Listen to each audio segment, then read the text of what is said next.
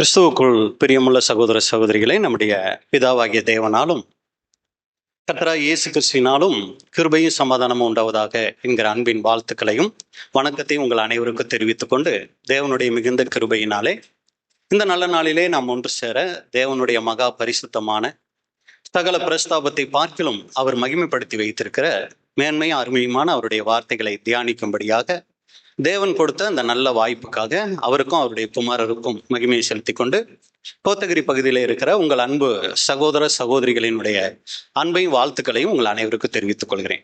அன்புக்குரிய சகோதர சகோதரிகளை, இப்பொழுதும் நாம் பார்க்க போகிற பாடத்தின் தலைப்பு புது சிருஷ்டியின் குடும்பம்.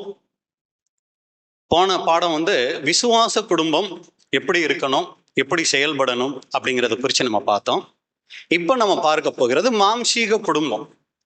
நம்மளுடைய மாம்சீக குடும்பத்துல நாம எப்படிப்பட்டவர்களா இருக்கணும், அதுல விசேஷமா நீங்க பாத்தீங்கன்னா யாரை பத்தி பார்க்க போறாங்க? கணவனையும் மனைவியையும் குறித்து பார்க்க போறோம். இந்த பிரதருக்கு வேற வேலையே இல்லையா? எப்ப பார்த்தாலும் குடும்பத்தை பத்தியே தான் இவர் பேசுறாரு. சகோதரர் கூட ஒரு தடவை சொன்னாரு, ஒரு பிரதர் எனக்கு என்கிட்ட கேட்டாரு, எப்ப பார்த்தாலும் இவர் இந்த குடும்பத்தை பத்தியே பேசுறாரு அப்படின்னு சொன்னாரு. அதனால குடும்பத்தை பத்தி பேசக்கூடாதுன்னு தான் நான் நினைச்சேன். ஆனால் இந்த கன்வென்ஷன் கமிட்டியார் பிரதர் ஏதாவது குடும்ப சப்ஜெக்ட் இருந்தால் எடுத்துகிட்டு பேசுங்கன்னு அவங்க சொல்லிட்டாங்க. அதனால் வேறு வழி இல்லை, நீங்கள் என்ன தான் பண்ணி ஆகணும், கேட்டு தான் ஆகணும், நானும் பேசி தான் ஆகணும். ஆனாலும் ஜெபத்தோடு நீங்கள் கவனிச்சிங்கன்னா கண்டிப்பாக இந்த பாடத்தின் மூலமாக தேவன் உங்களோடு கூட பேசுவார் அப்படின்னு நானும் விசுவாசிக்கிறேன். அப்போ ஒரு புது சிருஷ்டியின் குடும்பத்தில் கணவன் மனைவி உறவை குறித்து நம்ம பார்க்குறோம். ஏன் குடும்பத்தை குறித்து அதிகம் பார்க்கணுன்னா, இன்னைக்கு சாத்தானுடைய மிகப்பெரிய தாக்குதல் எங்க இருக்கு தெரியுங்களா? குடும்பத்துலதான் அன்புக்குரிய சகோதர சகோதரிகளே அதிகமா இருக்கு. சபையை காட்டிலும் குடும்பத்துல சாத்தானுடைய தாக்குதல் அதிகமா இருக்கு. ஆனா என்ன நமக்கு தெரியலன்னா, சபையில எப்ப பார்த்தாலும் பிரச்சனை பிரதர்னு சொல்றோம்.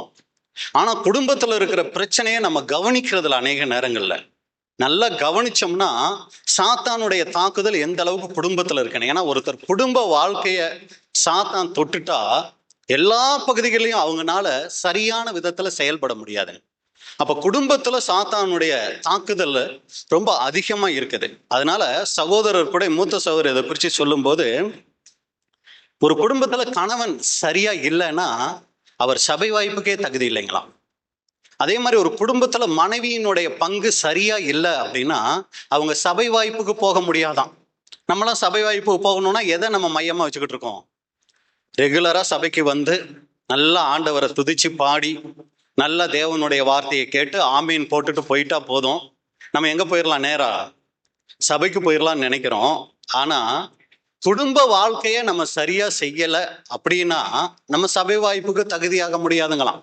சகோதரருடைய எழுத்துக்கள்ல நீங்க பாத்தீங்கன்னா, சரியாக குடும்ப வாழ்க்கை நடத்த முடியாத கணவனுக்குள் சீர்பொருந்துதல் ஏற்படும் வரை இப்படிப்பட்டவனை ஜெயம் கொள்ளுகிறவன் என்று ஆண்டவர் ஏற்றுக்கொள்வார் என்று நாம் எண்ண முடியாது. இன்னொரு வகையில சொல்லணும்னா, சரியாக குடும்ப வாழ்க்கையை நடத்த முடியாத ஒரு கணவன் அவருடைய வாழ்க்கையை சரி செய்யல அப்படின்னா அவர் சபை வாய்ப்புக்கு தகுதி உள்ளவர் அப்படின்னு ஆண்டவர் ஏற்றுக்கொள்ள மாட்டார். நல்லா சொல்லுங்க பிரதர் எங்க வீட்டுக்காரருக்கு அப்படின்னோம்னா, சகோதரிகளுக்கு சகோதரர் சொல்லும் போது, அவள் காண்கிற பூலோக புருஷனுக்கு உண்மை இல்லாதவளாக இருந்தால் அது நிச்சயமாகவே காணாத பரலோக மணவாளனுக்கு உண்மை இல்லாதவளாக இருப்பதை குறிக்கும். எல்லாம் இருக்கீங்களா? தன்னுடைய கணவனுக்கிட்ட உண்மையாய் ஒரு மனைவி சரியா நடக்கல அப்படின்னா அதை ஆண்டவர் எப்படி பார்க்கிறாராம்? ஆண்டவராகி இயேசு கிறிஸ்து கிட்ட நம்ம எப்படி நடக்கிறோங்கிறத பார்க்கிறாராம். நம்ம கணவன் கிட்ட மரியாதை கொடுத்து நடந்தோம்னா அது இயேசு கிறிஸ்துவுக்கு மரியாதை கொடுத்து நடக்கிற மாதிரி. மனைவியை நல்ல விதமா நடத்தணும்னா நம்ம சபை வாய்ப்புக்கு தகுதியாகிக்கிட்டு இருக்கோம்னு அர்த்தங்க. ஆனா அன்புக்குரிய சகோதர சகோதரிகளே, இதுல நம்ம அதிக கவனங்கள் அநேக நேரங்கள்ல நம்ம வைக்கிறது இல்லை. ஆனா அன்புக்குரிய சகோதர சகோதரிகளே, நல்லா கவனிக்கணும். தேவன் இந்த உலகத்துல முக்கியப்படுத்துகிற, தேவன் முக்கியமா பார்க்கிற, தேவன் கனப்படுத்துகிற, மதிக்கிற முக்கிய உறவு எதுனா கணவன் மனைவி உறவு. அதனாலதான் தேவன் முதல் அப்பா அம்மாவை உண்டாக்கல, அண்ணன் தங்கச்சிய உண்டாக்கல, யார உண்டாக்குனாருங்க? கணவன் மனைவிய உண்டாக்குனார். அப்ப ரொம்ப நம்ம கனம் பண்ண வேண்டிய உறவு இந்த உறவு. அதை குறித்து தான் நம்ம ஒரு சில நேரங்கள் நம்ம இப்ப பார்க்க போறோம். அப்ப பழைய ஏற்பாட்டிலேயே நீங்க பார்த்துட்டீங்கன்னா, முற்பிதாக்களினுடைய வாழ்க்கையை குறித்து பார்க்கும்போது அவங்களுடைய குடும்ப வாழ்க்கை தான் ஊழியமா பார்க்கப்பட்டுச்சுங்க. ஆபிரகாமை எடுத்துக்கிட்டீங்கன்னா, அவர் தேவனை குறித்து யாருக்கும் பெருசா சொன்ன மாதிரி பதிவுகள் இல்லை. அவர் தேவனுக்குன்னு ஏதாவது தேவாலயம் கட்டினாரா அப்படின்னா அப்படியும் நம்ம பார்க்கல. தேவனுக்குன்னு ஏதாவது பெரிய வேலைகள் செஞ்சாரானா பதிவுகள் அப்படி இல்லை. சரிங்களா? ஆனா அன்புக்குரிய சகோதர சகோதரிகளே, நாம இன்னைக்கு செய்து கொண்டிருக்கிறது போல அவங்க பெரிய ஊழியங்கள்லாம் எதையும் செஞ்சதில்லை. ஆனா ஆண்டவர் அவங்களை குறித்து எப்படி தெரியுங்களா சொன்னாரு? ஆதியாகமம் 26ஆம் அதிகாரம் 24வது வசனம். ஆதியாகமம் 26:24. அன்று ராத்திரியிலே கர்த்தர் அவனுக்கு தரிசனமாகி, நான் உன் தகப்பனாகிய ஆபிரகாமுடைய தேவன், பயப்படாதே, நான் உன்னோட கூட இருந்து என் ஊழியக்காரனாகிய ஆபிரகாமின் நிமித்தம் உன்னை ஆசீர்வதித்து உன் சந்ததியை பெருக பண்ணுவேன் என்றார். பாருங்க, இங்க ஆபிரகாம் என்னன்னு சொல்றாரு? என் ஊழியக்காரனாகிய ஆபிரகாமின் நிமித்தம் நான் என்ன பண்ணுவேன்? உன்னை ஆசீர்வதிப்பேன். மகன் கிட்ட சொல்றாரு, உங்க அப்பா நிமித்தம் நான் உன்னை ஆசீர்வதிப்பேன். ஏன் அப்படின்னா, உங்க அப்பா சாதாரண ஆள் இல்ல, என்னுடைய ஊழியக்காரன். அப்ப பாருங்க, ஆபிரகாம் ஏதாவது ஆண்டவருக்கு ஊழியம் செஞ்சாரா? நமக்கு தெரியல. பலிபீடங்கள் கட்டினாரு, பலி செலுத்தினாரு, இதை நம்ம பார்க்கிறோம். தன்னுடைய ஒரே பேரான குமாரனையும் பலி செலுத்தினார். எல்லாம் குடும்ப சம்பந்தப்பட்ட விஷயங்கள். ஆனா அவரை சொல்லும் போது ஊழியக்காரன்கிறாரு. இன்னொரு இடத்துல பாருங்க, ஆதியாகமம் 20ஆம் அதிகாரம் 7வது வசனம். ஆதியாகமம் 20:7. அந்த மனுஷனுடைய மனைவியை அவனிடத்திற்கு அனுப்பிவிடு, அவன் ஒரு தீர்க்கதரிசி. பாருங்க, ஆபிரகாமை பத்தி தான் சொல்றாரு. அவர் யாராம்? ஒரு தீர்க்கதரிசி. அப்ப அன்புக்குரிய சகோதர சகோதரிகளே, தங்களுடைய குடும்ப வாழ்க்கையிலேயே அவங்க வாழ்ந்த விதம் ஊழியமாக பார்க்கப்பட்டது. இதைத்தான் புதிய ஏற்பாட்டு காலத்துல இவங்களுக்கு நீங்க பிள்ளைங்களா இருக்கணும்னா இவங்கள மாதிரி இருக்கணும் அப்படின்னு சொல்லி அப்போஸ்தலன் பேதுரு சொல்றாரு. 1 பேதுரு 3ஆம் அதிகாரம் 5, 6. 1 பேதுரு 3, 5 மற்றும் 6. இப்படியே பூர்வத்தில் தேவனிடத்தில் நம்பிக்கையாயிருந்த பரிசுத்த ஸ்திரீகளும் தங்களுடைய புருஷர்களுக்கு கீழ்ப்படிந்து தங்களை அலங்கரித்தார்கள். தங்கள் புருஷனுக்கு கீழ்ப்படிந்து தங்களை அலங்கரித்தார்கள். அடுத்த வசனம். அந்தபடியே சாராள் ஆபிரகாமை ஆண்டவன் என்று சொல்லி அவனுக்கு கீழ்ப்படிந்திருந்தாள். பாருங்க, 4 செவுத்துக்குள்ள நடந்த விஷயம். 4 செவருக்குள்ள சாராள் ஆபிரகாமை என்னன்னு கூப்பிட்டாங்களாம். அப்ப இன்னைக்கு தேவன் நம்ம வாழ்க்கையை பதிவு பண்றாருன்னு வைங்க. ராஜ்யத்துல வரப்போகிற ஜனங்களுக்கு இந்த அம்மா இவங்க வீட்டுக்காரரை என்னன்னு தெரியுமா கூப்பிடுவாங்க? இந்தா வா, இந்தா இதை செய் அப்படின்னு சொல்லி பதிவு செய்வாங்களா? வாங்க போங்கன்னு பதிவு செய்வாரா? மாமா அப்படின்னு பதிவு செய்வாரா? ஆண்டவனேன்னு பதிவு செய்வாரா? அன்புக்குரிய சகோதரர்களே, நாம நம்ம வீட்டுக்காரரை எப்படி கூப்பிடுறோம்? எனக்கு தெரிஞ்சு சாரா எப்படி கூப்பிட்டுருப்பாங்கன்னா, உள்ளத்தின் ஆழத்துல இருந்து தான் ஆண்டவரேன்னு கூப்பிட்டுருப்பாங்க. நம்ம வெளியில ஒரு சமயம் கூப்பிட்டுருவோம், உள்ளுக்குள்ள என்னன்னு நினைச்சு கூப்பிடுறோம். ரொம்ப கவனமா இருக்கணுங்க நம்மளுடைய வாயின் வார்த்தைகளில். இது பழைய ஏற்பாட்டுல நம்ம பார்க்கிறோம். புதிய ஏற்பாட்டுல பார்க்கும்போது அப்போஸ்தலன் பவுல் விசேஷமா நிருபங்கள்ல கணவன் மனைவியை குறித்து அநேக ஆலோசனைகள் கொடுத்திருக்கிறாரு. அடுத்து நீங்க பாத்தீங்கன்னா சபையின் பொறுப்பாளர்கள் இவங்களை தேர்ந்தெடுக்கும் போது என்னன்னு சொல்றாரு அப்படின்னு சொல்லி பாத்தீங்கன்னா, 1 தீமோத்தேயு 3ஆம் அதிகாரம் 4வது வசனம். 1 தீமோத்தேயு 3:4. தன் சொந்த குடும்பத்தை நன்றாய் நடத்துகிறவனும் தன் பிள்ளைகளை சகல நல்லொழுக்கம் உள்ளவர்களாக கீழ்ப்படிய பண்ணுகிறவனுமாய் இருக்க வேண்டும். தன் சொந்த குடும்பத்தை நன்றாய் நடத்துகிறவனும். இது இன்னொரு மொழிபெயர்ப்புல பாத்தீங்கன்னா, தன்னுடைய குடும்பத்தை சிறந்த விதத்தில் நடத்துகிறவராகவும். அவரை தான் நீங்க என்ன பண்ணணும்னா, ஒரு சபையினுடைய பொறுப்பாளரா கண்காணியா நீங்க என்ன பண்ணணும்னா தேர்ந்தெடுக்கணும். இன்னொரு வசனம் கூட பாருங்க, 1 தீமோத்தேயு 3ஆம் அதிகாரம் 5வது வசனம். 1 தீமோத்தேயு 3:5. ஒருவன் தன் சொந்த குடும்பத்தை நடத்த அறியாதிருந்தால் தேவனுடைய சபையை எப்படி விசாரிப்பான்? இது இன்னொரு மொழிபெயர்ப்புல பாத்தீங்கன்னா, ஒருவருக்கு தன்னுடைய குடும்பத்தையே நடத்த தெரியவில்லை என்றால் தேவனுடைய சபையை எப்படி கவனித்துக் கொள்வார்? அப்ப ரொம்ப தேவன் கவனிக்கிற விஷயம் எதுவா இருக்குன்னா, நம்முடைய குடும்ப வாழ்க்கை. 1 தீமோத்தேயு 5:8. 1 தீமோத்தேயு 5:8 ஒருவன் தன் சொந்த ஜனங்களையும் விசேஷமாக தன் வீட்டாரையும் விசாரியாமல் போனால் அவன் விசுவாசத்தை மறுதலித்தவனும் அவிசுவாசியிலும் கெட்டவனுமாய் இருப்பான். பாருங்க, இது ரொம்ப கடினமா இருக்கு இந்த வார்த்தை. எந்த லிஸ்ட்ல தெரியுங்களா நம்மள வைக்கிறாரு? இவங்க இவ்வளவு சத்தியம் கேட்டவங்க, இவங்க இவ்வளவா சபை வாய்ப்புக்காக பிரயாசம் எடுத்தவங்க, அப்படியெல்லாம் அவர் பார்த்தாலும் தன்னுடைய சொந்த குடும்பத்தை சரிங்களா சரியா அவர் விசாரிக்கல அப்படின்னா, இது இன்னொரு மொழிபெயர்ப்புல வாசிக்கிறேன் பாருங்க. ஒருவன் தன்னை நம்பி இருக்கிறவர்களை, முக்கியமாக தன்னுடைய குடும்பத்தில் இருக்கிறவர்களை கவனித்து கொள்ளவில்லை என்றால் அவன் விசுவாசத்தை விட்டவனாகவும் விசுவாசத்தில் இல்லாதவனை விட மோசமானவனாகவும் இருப்பானாம். எவ்வளவு தேவனுடைய வார்த்தை எவ்வளவு நம்மளை எச்சரிக்குது அப்படிங்கிறத நம்ம அங்க பார்க்கிறோம். அப்ப அன்புக்குரிய சகோதர சகோதரிகளே, இதுல இருந்து நம்ம புரிஞ்சுக்கிற காரியம் என்னன்னா, தேவன் நம்ம செய்யற எல்லா ஊழியங்களை காட்டிலும், நல்லா கவனிங்க, தேவன் நாம் செய்கிற எல்லா ஊழியங்களை காட்டிலும் குடும்ப உறவுல நாம எப்படி இருக்கிறோங்கிறத ரொம்ப அக்கறை உள்ளவரா, ரொம்ப கவனம் உள்ளவரா அவர் அதுல இருக்கிறார். அதனாலதான் இயேசு கிறிஸ்து உவமையா சொல்லும் போது விளக்க கொளுத்தி வசனம் வாசிடலாம். மத்தேயு 5:15.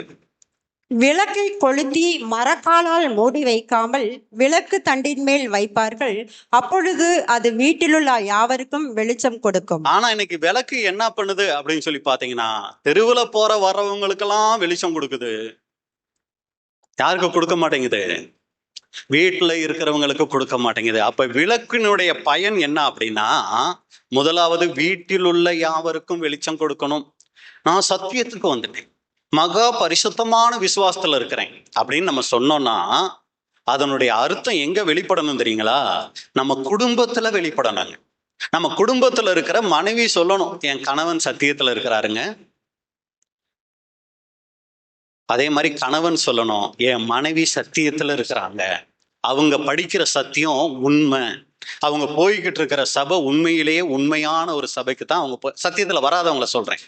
சத்தியத்துல வந்தவங்க அவங்களுக்கு தெரியும். சத்தியத்துல வராத ஒரு கணவன் இருந்தாருன்னா அவர் தன்னுடைய மனைவியை குறித்து சொல்லணும், என் மனைவி சரியான ஒரு சபைக்கு போய்கிட்டு இருக்காங்க.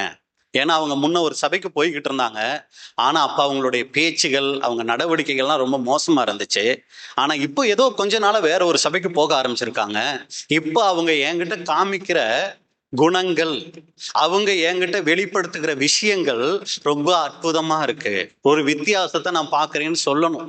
அங்க போனப்போ கூட கொஞ்சம் பயந்த மாதிரி இருந்துச்சு பிரதர், ஆனா இப்ப எதுக்கு எடுத்தாலும் அப்படின்னாருன்னா யோசிக்கணும், நம்ம சத்தியம் பெற்றுக்கொண்டதுல ஒரு பைசா பிரயோஜனம் இல்லை.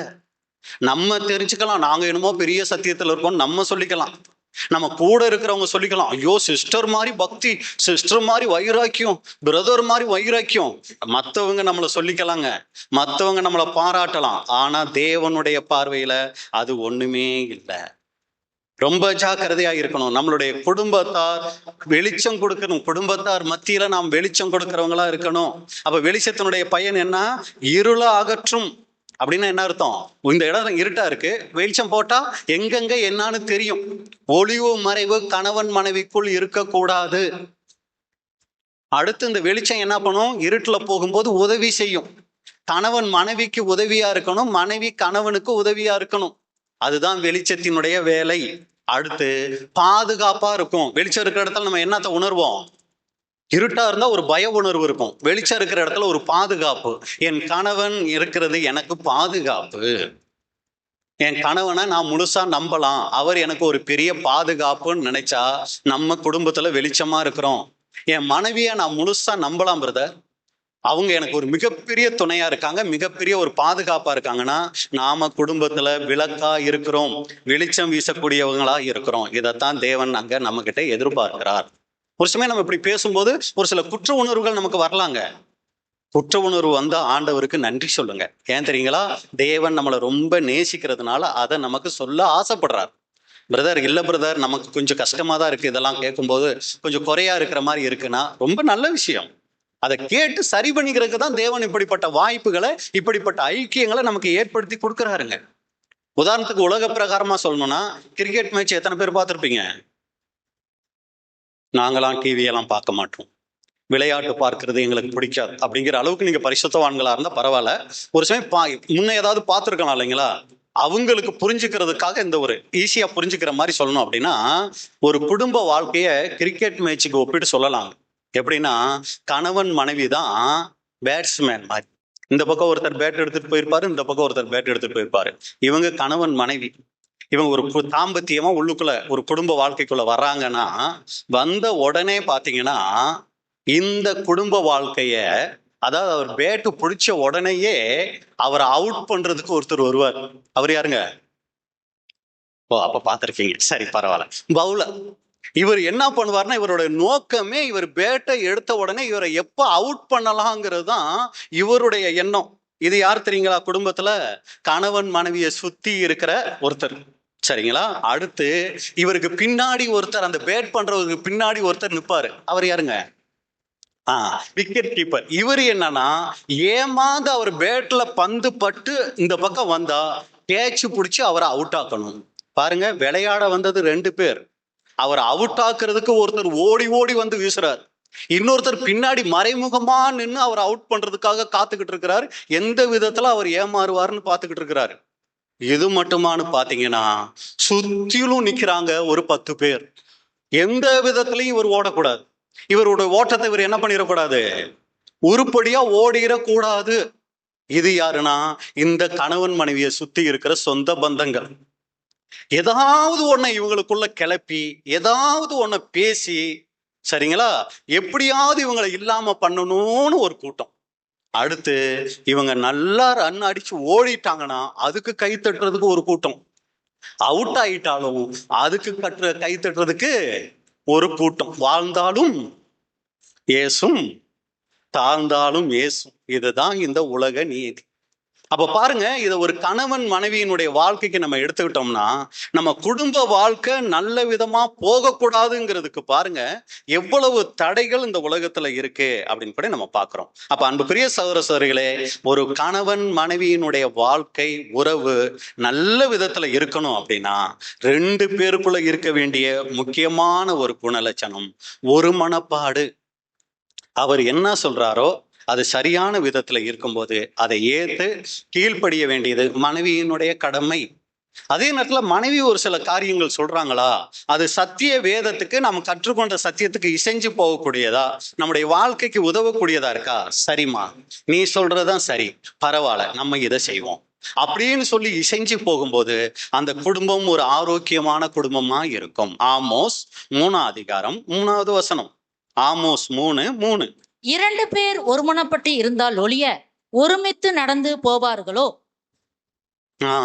2 பேர் ஒருமனப்பட்டிருந்தால் ஒழிய ஒருமித்து நடந்து போவார்களோ? இதானே பிரதர் எங்களுக்கு வரவே மாட்டேங்குது. நான் மேற்குனா அவர் கிழக்குங்கிறாரு, நான் வடக்குனா அவரு தெற்குங்கிறாரு. வரவே மாட்டேங்குதே பிரதர் அப்படின்னா எங்க தப்பு தெரியுங்களா? நம்மளுடைய ஜெபத்துல தப்புங்க. குடும்ப ஜெபம், இதுக்கு தான் நம்ம சொல்றது குடும்ப ஜெபம் ரொம்ப முக்கியம். நீங்க அதிகமாய் குடும்ப ஜெபத்தை வைத்துக் கொள்ளும் போது இதுல நிறைய காரியங்கள் எல்லாமே சரியாயிடும் சொல்ல, இதுல நிறைய காரியங்களை நம்ம மேற்கொள்ளலாம். இதுக்குதான் நம்ம குடும்ப ஜெபம். பிரதர் சத்தியத்துக்குள்ள வரல பிரதர், இல்லைன்னா சிஸ்டர் சத்தியத்துக்குள்ள வரலைங்க, நீங்க உட்காருங்க தேவனுடைய சமூகத்துல. அப்பா, ஒருமனப்பாடு எங்களுக்குள்ள வரமாட்டேங்குது, நான் நிறைய நேரங்கள்ல நான் செய்யறதான் சரின்னு நினைச்சுக்கிட்டு இருக்கேன், தயவு செஞ்சு நான் எங்க தப்பு பண்றேங்கிறத சொல்லுங்க. தேவனுடைய சமூகத்துல ஜெபிக்கணுமே விட்டுட்டு, அக்கா எங்க வீட்டுக்காரரு எது கேட்டாலும் எதுக்கு மோனையாவே பேசிட்டு இருக்கிறார், அங்க கேட்டோம்னா எதுக்கு பதில் வராது. தேவன் தான் நமக்கு இதுக்கு சரியான ஆலோசனை கொடுக்கக்கூடியவர். ஏன்னா அவங்களுடைய குணம், அவங்களுடைய செயல்பாடுகள் எப்படி, அவங்களை எதுக்கு நமக்கு துணையாய் கொடுத்தாருங்கிறது எல்லாமே தேவனுக்கு தான் தெரியும். அப்ப தேவனுக்கிட்ட நம்ம போகும்போதுதான் இதுக்குரிய பதில்களையும், ஏன்னா நிறைய நேரங்களில் அன்புக்குரிய சகோதர சகோதரிகளே, என் கணவனுக்கும் எனக்கும் ஒத்து வர மாட்டேங்குதுன்னா இதுல சரி செய்ய வேண்டிய பகுதி எந்த பக்கம் தெரியுங்களா அதிகமா இருக்கும்? யாரு சொல்றோமோ அவங்க சைடு தான் சரி செய்ய வேண்டிய நிறைய விஷயங்கள் இருக்கும். அது தேவ சமூகத்துக்கு போய், தேவனே என்னை ஆராய்ந்து பாரும், வேதனை உண்டாக்கும் வழி என்னிடத்தில் உண்டோ என்று பார்த்து என்னை நித்திய வழியில நடத்தும்னு நம்ம அழுது ஜெபிக்கும் போது, முடிஞ்சா நம்ம அடிக்கடி சொல்ற விஷயம், ஒரு ஃபாஸ்டிங் போடுங்க. ஒரு நேரம் ஃபாஸ்டிங் போட்டு ஜெபம் பண்ணுங்க. ஏன்னா இதான் ரொம்ப முக்கியம். குடும்பத்துல கணவன் மனைவி உறவு சரியில்லைன்னா மீதி எல்லாமே சீர்கெட்டு போயிடும். இதுக்காக நீங்க தேவனுடைய சமூகத்துல காத்திருந்து ஜெபிச்சு குடும்ப வாழ்க்கையை புதுப்பிச்சு எந்தெந்த இடத்துல தேவன் மன்னிப்பு கேட்க சொல்றாரோ, எந்தெந்த இடத்துல உங்களுக்கு குற்றங்களை சரி செய்யணும்னு சொல்றாரோ சரி பண்ணுகிறது குடும்ப வாழ்க்கைக்கு அது ஆரோக்கியமா இருக்கும். அப்ப அன்புக்குரிய சகோதர சகோதரிகளே, ஒரு மனப்பாடுங்கிறது ரொம்ப அவசியம். ஆனா அன்புக்குரிய சகோதரர்கள், எனக்கு நம்ம பார்க்கும்போது திருமணம் ஆயிட்ட கொஞ்ச நாட்களுள்ளேயே பிரச்சனைகள் வந்துடுது. கணவன் ஒரு பக்கம் போயிடுறாரு, மனைவி ஒரு பக்கம் போயிடுறாங்க. மனைவி அப்பா அம்மா வீட்டுக்கு போனாங்கன்னா நான் வரமாட்டேன், நீ இதெல்லாம் சரி பண்ணு, அப்பதான் நான் வருவேன் நின்னுக்குறாங்க. அதே மாதிரி கணவன் எனக்கெல்லாம் கூப்பிடவே வேண்டாம், அவ எனக்கு வேண்டாம், நான் இப்படியே இருந்துட்டு போறேன். இப்படி இருந்தாலே நான் ஆவிக்குரிய ஜீவிதத்துல பாருங்க, அதுக்கு உதாரணத்துக்கு இதை வம்புக்கு இழுத்துக்கிறது. இப்படி இழுத்தா நான் ஆவிக்குரிய ஜீவிதத்துல ரொம்ப நல்லா இருக்கேன், கூட இருந்தா என்னால ஜெபிக்க முடியல. ரொம்ப ரொம்ப தப்பு அன்புக்குரிய சகோதர சகோதரிகளே. அதுக்கு தான் நம்ம இப்ப என்ன பண்ண போறோம்னா, ஒரு தேவனுடைய பிள்ளையின் பொது சிஷ்யின் குடும்ப வாழ்க்கை சிறப்பாக அமைகிறதுக்கு, தேவனுடைய நாமம் மகிமைப்படும்படி வாழ்றதுக்கு நாம என்ன செய்யலாம் அப்படின்னு சொல்லி ஒரு சில ஆலோசனைகள் நம்ம பார்க்கலாங்களா? இல்ல பொறுமையோடு கேட்ட உங்களை பார்க்கலாம், சரிங்களா? அப்ப அன்புக்குரிய சகோதர சகோதரிகளே, முதல் காரியம், ஒரு கணவன் மனைவியினுடைய வாழ்க்கை சிறப்பா இருக்கணும் அப்படின்னா அவங்களுக்குள்ள இருக்க வேண்டிய முக்கியமான குணலட்சணம் அக்கறை. குடும்பத்து மேல அக்கறை இருக்கணும். நீங்க எல்லாரும் இந்த புக்கை வாங்கியிருப்பீங்கன்னு நினைக்கிறேன். முன்னாடி அங்க ரிசப்ஷன்ல வச்சிருக்கிறாங்க. இந்த புக்கு வாங்காதவங்க தயவு செஞ்சு இந்த புக்கை வாங்குங்க. வாங்கிட்டு இதுல கடைசி பக்கம் இருக்கு, இந்த ஒரு பக்கம் இருக்கு, இந்த பக்கத்துல இருக்கிறத தயவு செஞ்சு எப்ப படிக்கணும்? இது முடிஞ்ச பின்னாடியும் படிக்கணும், டெய்லி படிக்கணும். முடிஞ்ச வரைக்கும் டெய்லி நீங்க என்ன பண்ணுங்கன்னா இதை நீங்க படிங்க. என்ன இதுல எழுதி இருக்குன்னு நான் சொல்லிடுறேன். கிறிஸ்துவின் சிந்தனையை கொண்ட உண்மையான கிறிஸ்தவ கணவன், ட்ரூ கிறிஸ்டியன் ஹஸ்பண்ட், தன் மனைவியை அன்புடன் நேசிப்பான். எதுக்கு இதை பார்க்கிறோம்? கணவன் மனைவிக்குள்ள இருக்க வேண்டிய முக்கியமான குணலட்சணம் அக்கறை. குடும்பத்து மேல அக்கறை இருக்கணும். இப்ப நம்ம பார்க்கிறோம், அவர் தன்னுடைய மனைவியை அன்போடு நேசிப்பான், அவளை போற்றுவான், அவளை பராமரிக்கிறான், அவளுக்கு தேவையானவற்றை வழங்கவும் தாம் உடன்படிக்கை செய்துள்ளதை நினைவில் வைத்திருப்பான். அது உடல் சார்ந்த தேவைகளுக்கு மட்டுமல்ல, அவளுடைய இருதயத்தையும் பாசத்தையும் ஊட்டுவதற்குமான பொறுப்பையும் உட்படுத்துகிறது. இப்படிப்பட்ட கணவன் உணவு, உடை, இருப்பிடம் போன்ற தேவைகள் மற்றும் வசதிகளை மற்றும் வழங்கியதாலேயே தன் கடமையை நிறைவேற்றி விட்டதாக எண்ண மாட்டான். என்ன வேணும்? மேரேஜ் பண்ணிட்டேன், ட்ரெஸ்ஸு கேட்டால் பண்டிகைக்கு ட்ரெஸ் எடுத்து தரேன், கன்வென்ஷனுக்கு ட்ரெஸ் எடுத்து தரேன், நேரத்துக்கு நேரம் எல்லாம் வாங்கி போட்டுறேன், அப்புறம் என்ன இவங்களுக்கு இன்னும் நான் என்ன செய்யணும் அப்படின்னு நினைக்க மாட்டான். மாறாக தன் மனைவியின் மன, ஒழுக்க மற்றும் ஆவிக்குரிய நலன்களையும் கவனிக்க வேண்டிய கடமை தனக்கு இருப்பதை உணருவான். நேரம் கொடுத்து பேசணும், நான் உங்களுக்கு ஏதாவது செய்ய வேண்டியது இருக்குதா அப்படின்னு சொல்லி உட்கார்ந்து கேட்கிறவங்க தான் புது சிருஷ்டியின் ஒரு உண்மையான புது சிருஷ்டி கணவன். இந்த சத்தியம் கேட்டு இங்க வந்து உட்கார்ந்துட்டு போறதுனாலயோ இல்ல ஊழியங்கள் நம்ம செஞ்சிடறதுனாலயோ நம்ம அந்த லிஸ்ட்ல வந்துட மாட்டோம். மனைவியினுடைய கடமைகள் என்னங்கிறத விசாரிக்கணும். குடும்ப கடமைகள் மற்றும் கவலைகளில் அவள் நேரம் முழுவதுமாக மூழ்கி விடுவதில் அவன் திருப்தி அடைய மாட்டான். ஆனால் தன் திறனுக்கு ஏற்றவாறு அவளுடைய மனதை, அவளுடைய இருதயத்தை வளர்ப்பதற்கு முயற்சிப்பான். குடும்பத்தில் தன் தலைமை பொறுப்பை பயன்படுத்தி, நான் தான் தலை அப்படிங்கிறத பயன்படுத்தி அவளுக்கு ஆவிக்குரிய ஐக்கியம் மற்றும் சத்தியத்தை ஆராய்வதற்கு போதுமான நேரம் கிடைக்குமாறு குடும்ப காரியங்களை ஒழுங்குபடுத்துவான். அப்படின்னா என்ன பிரதர், என்னமோ வாட்சமா இருந்துச்சு, என்ன சொல்ல வரீங்க அப்படின்னா, மனைவி செய்யற வேலையில கணவனும் பங்கெடுத்து கொஞ்சம் வேலைகள் செஞ்சு கொடுத்து அந்த மனைவிக்கு ரெஸ்ட் கொடுப்பாரு. எதுக்கு தெரியுங்களா? எதுக்குங்க? டிவி பார்க்கறதுக்கு இல்ல, சரிங்களா? தூங்குறதுக்கு இல்ல, அவங்க ஜெபிக்கிறதுக்கும் வேதம் வாசிக்கிறதுக்கும் ஆவிக்குரிய புத்தகங்களை படிச்சு வளர்றதுக்கும் அவர் நேரம் ஒதுக்கி கொடுப்பார்.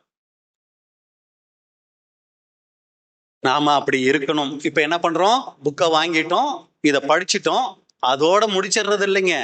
இது மனைவிகளுக்கும் பொருந்தும். அவங்க அதே மாதிரி கணவனுக்கு எல்லா வகையிலும் துணையா இருக்கணும். ஏன்னா கொஞ்சம் வேலை செஞ்சு கொடுத்துட்டாருங்கிறதுக்காக என்ன பண்ணிடக்கூடாது, ரெகுலர் ஆக்கிடக்கூடாது. சரிங்களா? இதுல நீங்க பாத்தீங்கன்னா தீர்மான அட்டை நமக்கு கொடுத்துருப்பாங்க. அதையும் இந்த புத்தகத்திலேயே சகோதரர்கள் நம்ம ஏற்பாடு பண்ணி கொடுத்துருக்குறாங்க.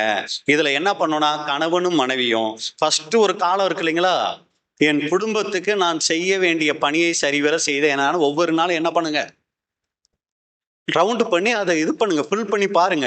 எத்தனை நாள் நம்ம பண்ணியிருக்கோங்கிறத ஒரு மாசத்துல ஒரு தடவை எடுத்து பாருங்க, 2 மாசத்துக்கு பாருங்க, அப்புறம் ஒரு வருஷம் பார்க்கும்போது ஓரளவுக்கு அதை ஃபில் பண்ணி இருந்தாலே நாம குடும்ப வாழ்க்கையில அந்த புது சிருஷ்டியின் கணவன் இல்லைன்னா புது சிருஷ்டியின் மனைவிங்கிற அந்த ஒரு காரியத்தை நிறைய நிறைவேற்றிருப்போம். நம்ம குடும்பத்துல ஒரு சமாதானம் வந்திருக்கும். நம்ம குடும்பமே ஒரு குட்டி பரலோகமா மாறி இருக்கும்.